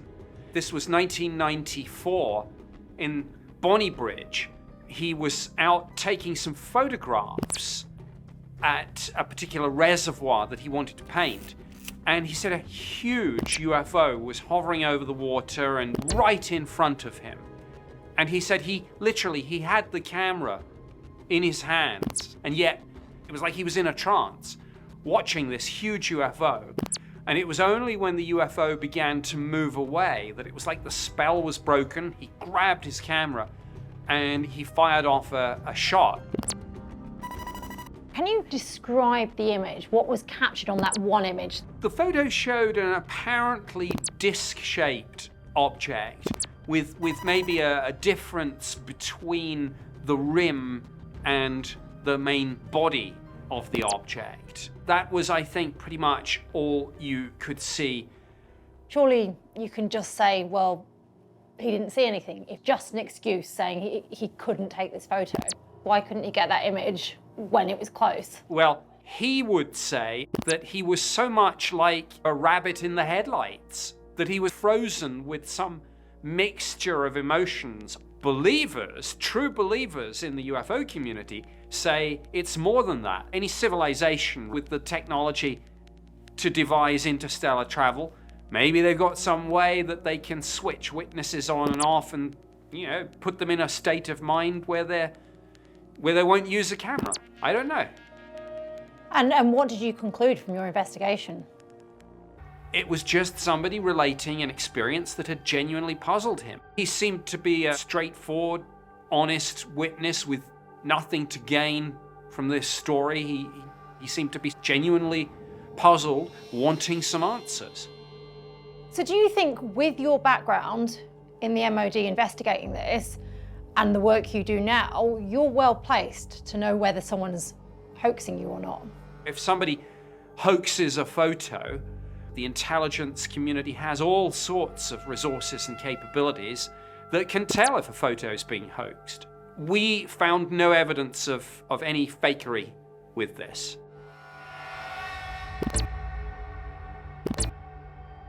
Well, what do you make of that?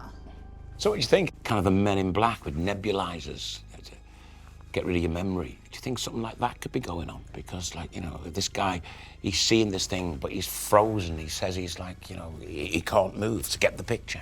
I think that's highly unlikely. That is a bold idea to come up with. We've got no evidence of that. But I think it's that fear thing, isn't it? If something terrifies you, sometimes you can't actually move. So you can understand someone being paralysed by fear. But what I thought was interesting from that is what Nick Pope was saying about how some of these sightings are false.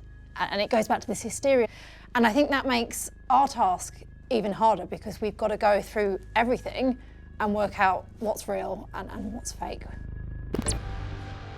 In the mid-90s, at the peak of the UFO activity, the local government, under pressure from concerned residents, agreed to hold an official meeting to discuss the phenomena. No conclusion was drawn, although alcohol was mooted as a possible factor in the sightings, a sentiment which was reflected in the national press.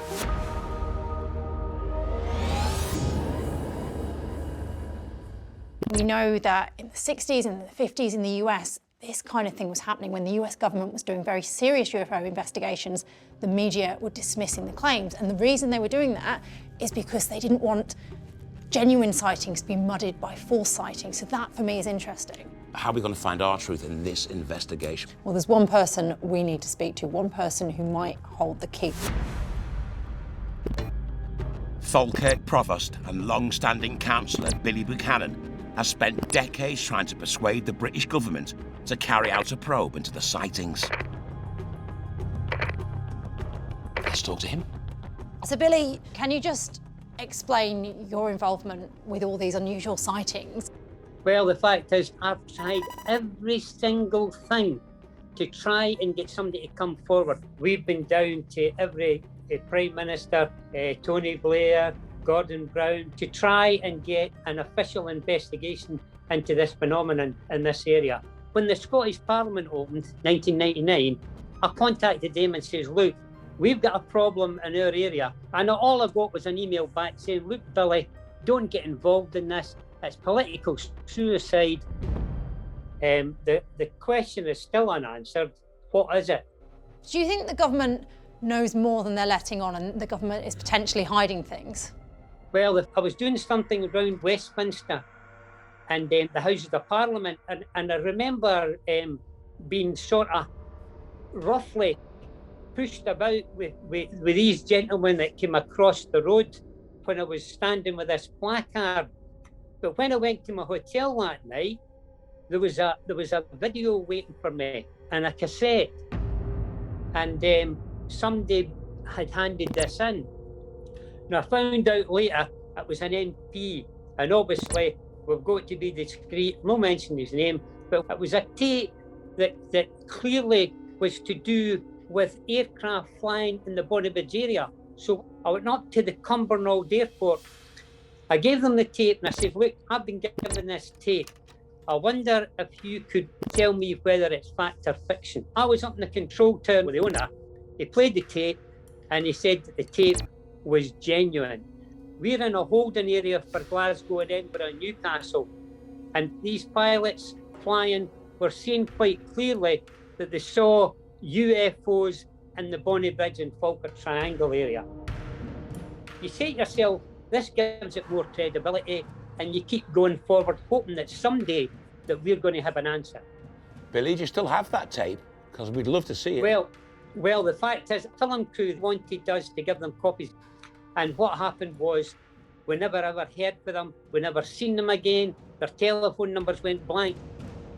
When you talk about people sort of, will maybe laugh about the men in black and so forth, but I can tell you on a number of occasions that we've had individuals who we could say that weren't there for what everybody else was there for. Well, I mean, if the evidence pointing to what you're saying is pointing to, it's mind-boggling. But the fact of the matter is that we want an answer. The government isn't going to give us an answer. So whether it's the military trying out things or whether it's something different, who knows? But Billy, it's been great talking to you. Coming up, Billy mentioned Cumbernauld quite a lot. New theories that might explain the sightings are scrutinised. If you look at the Falkirk triangle here, Both the earthly right, almost in the middle, is Cumbernauld. and the otherworldly.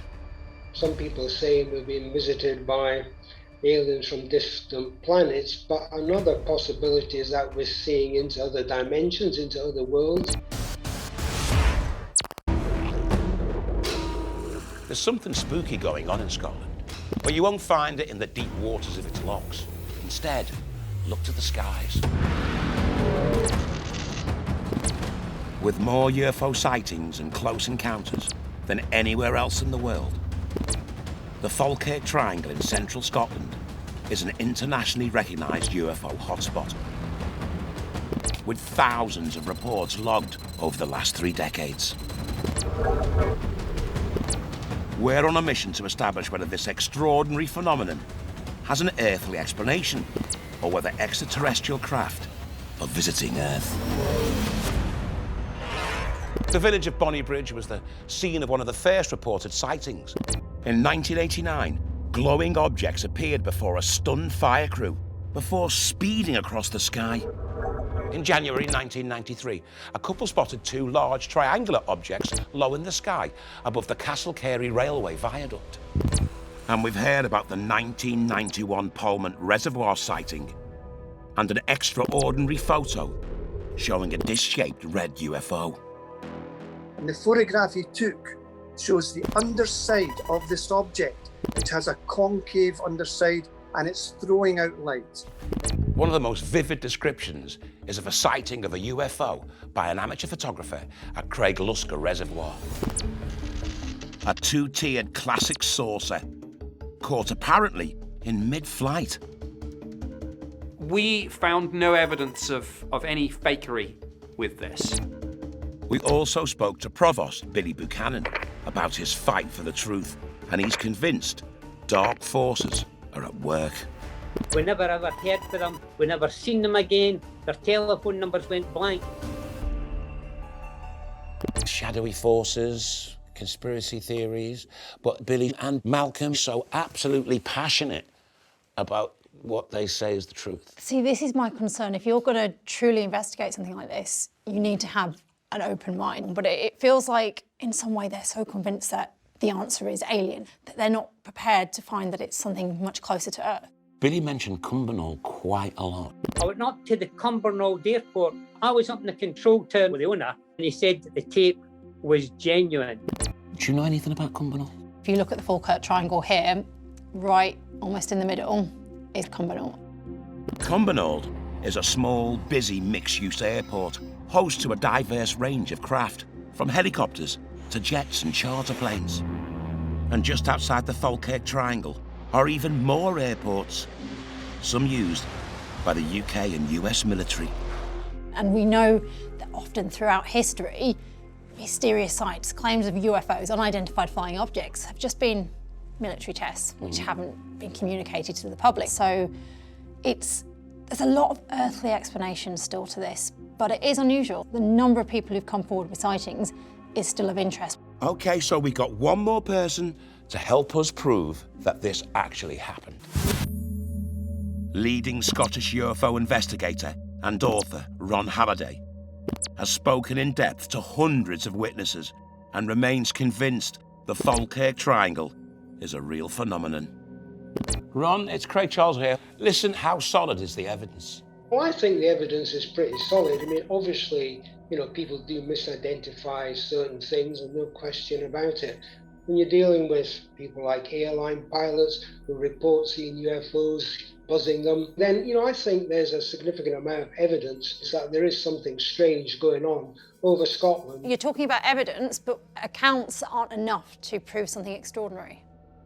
I mean, although I'd agree that people seeing an odd light in the sky maybe can be, dismissed or difficult to interpret, it's hardest to dismiss the evidence when people have something that they come up against, maybe just 100 yards or even closer, something really out of the ordinary. People aren't making these things up. They are really reporting quite strange things. But Ron, why do you think it's happening in the Falkirk Triangle? What's there that's interesting these extraterrestrials so much? Yeah, I mean, I think, that is the big question.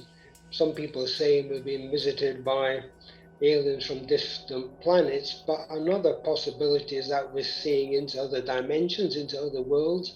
I mean, even some scientists are saying, we could be living in multi-universes. So, I mean, I think that, that is one possibility, but I don't think anybody has come up with a clear-cut answer. But what evidence have you got of that? Because that's a huge claim, but it's just a claim. It's just a tall story right now. Yeah, I mean, I appreciate what you're saying.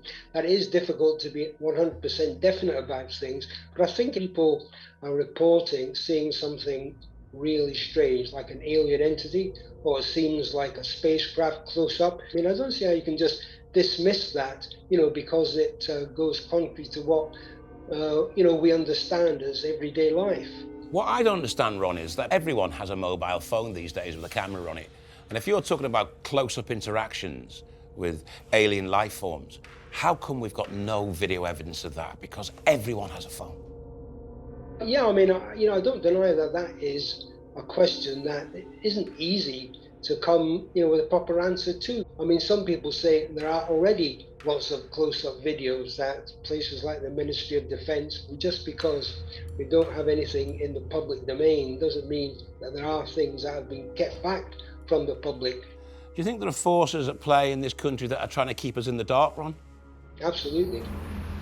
I mean, I think the government should take this phenomenon quite seriously and actually conduct proper investigations into it. I mean, what specific evidence have you seen regarding the Falkirk Triangle that you would say is 100% convincing? I mean, I think we have to weigh things up and ask ourselves, is the sheer volume of reports evidence that something really strange is going on? People have been frightened by what's been happening. People have been demanding answers to it. So I think, we have to accept this is a really strange phenomenon, whatever the answer is. Well, Ron, thank you so much for your time. We really appreciate what you've been able to tell us. Thank you.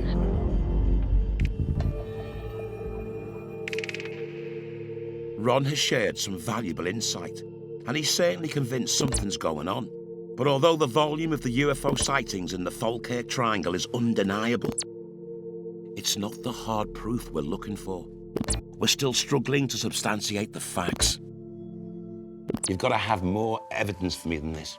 You're right. We're looking for the diamond in the rough. We're looking for that thing which is going to prove something extraordinary. So things which aren't compelling, they don't work for me. But just in, video footage of a more recent sighting. A triangular UFO captured on dashcam in Broxburn, West Lothian, just 3 miles from Deckman Woods. This is one of the latest UFO sightings from the Falkirk Triangle. Okay, show me. If this footage, captured in the Falkirk Triangle, shows a clear image of a UFO, it could change the course of this investigation. Coming up. There it is. Kind of triangular, lights at 3 sides. The new video evidence throws the investigation wide open.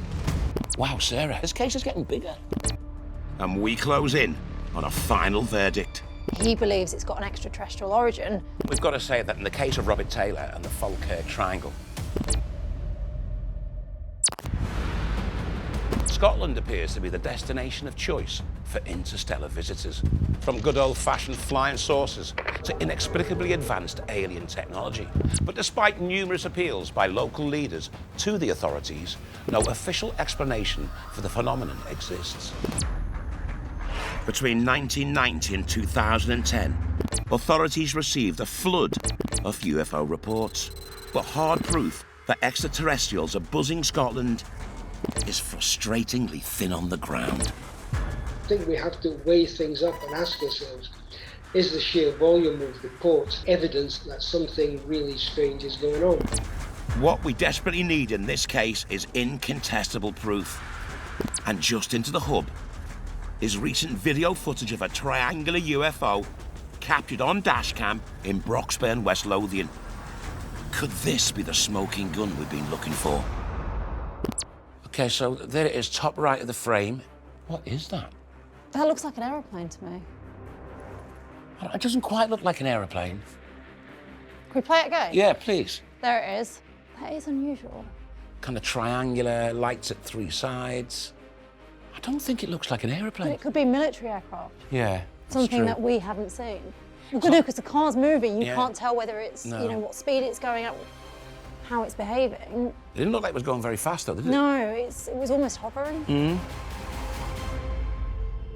That is interesting. And my first thought was an aircraft, but you're right, you have got that triangular shape. But then doesn't mean it's an alien spacecraft coming to kidnap people. It just means it's something that you and I can't explain right now. Yeah.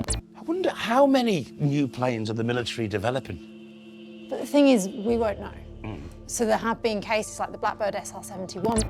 Before that was released publicly, people would mistake that with its wing-like shape, its stealth shape, for a UFO. So it could be a military aircraft that we don't understand, but... Sarah, please believe me, I really want to believe. I know. But at the moment, I'm not convinced.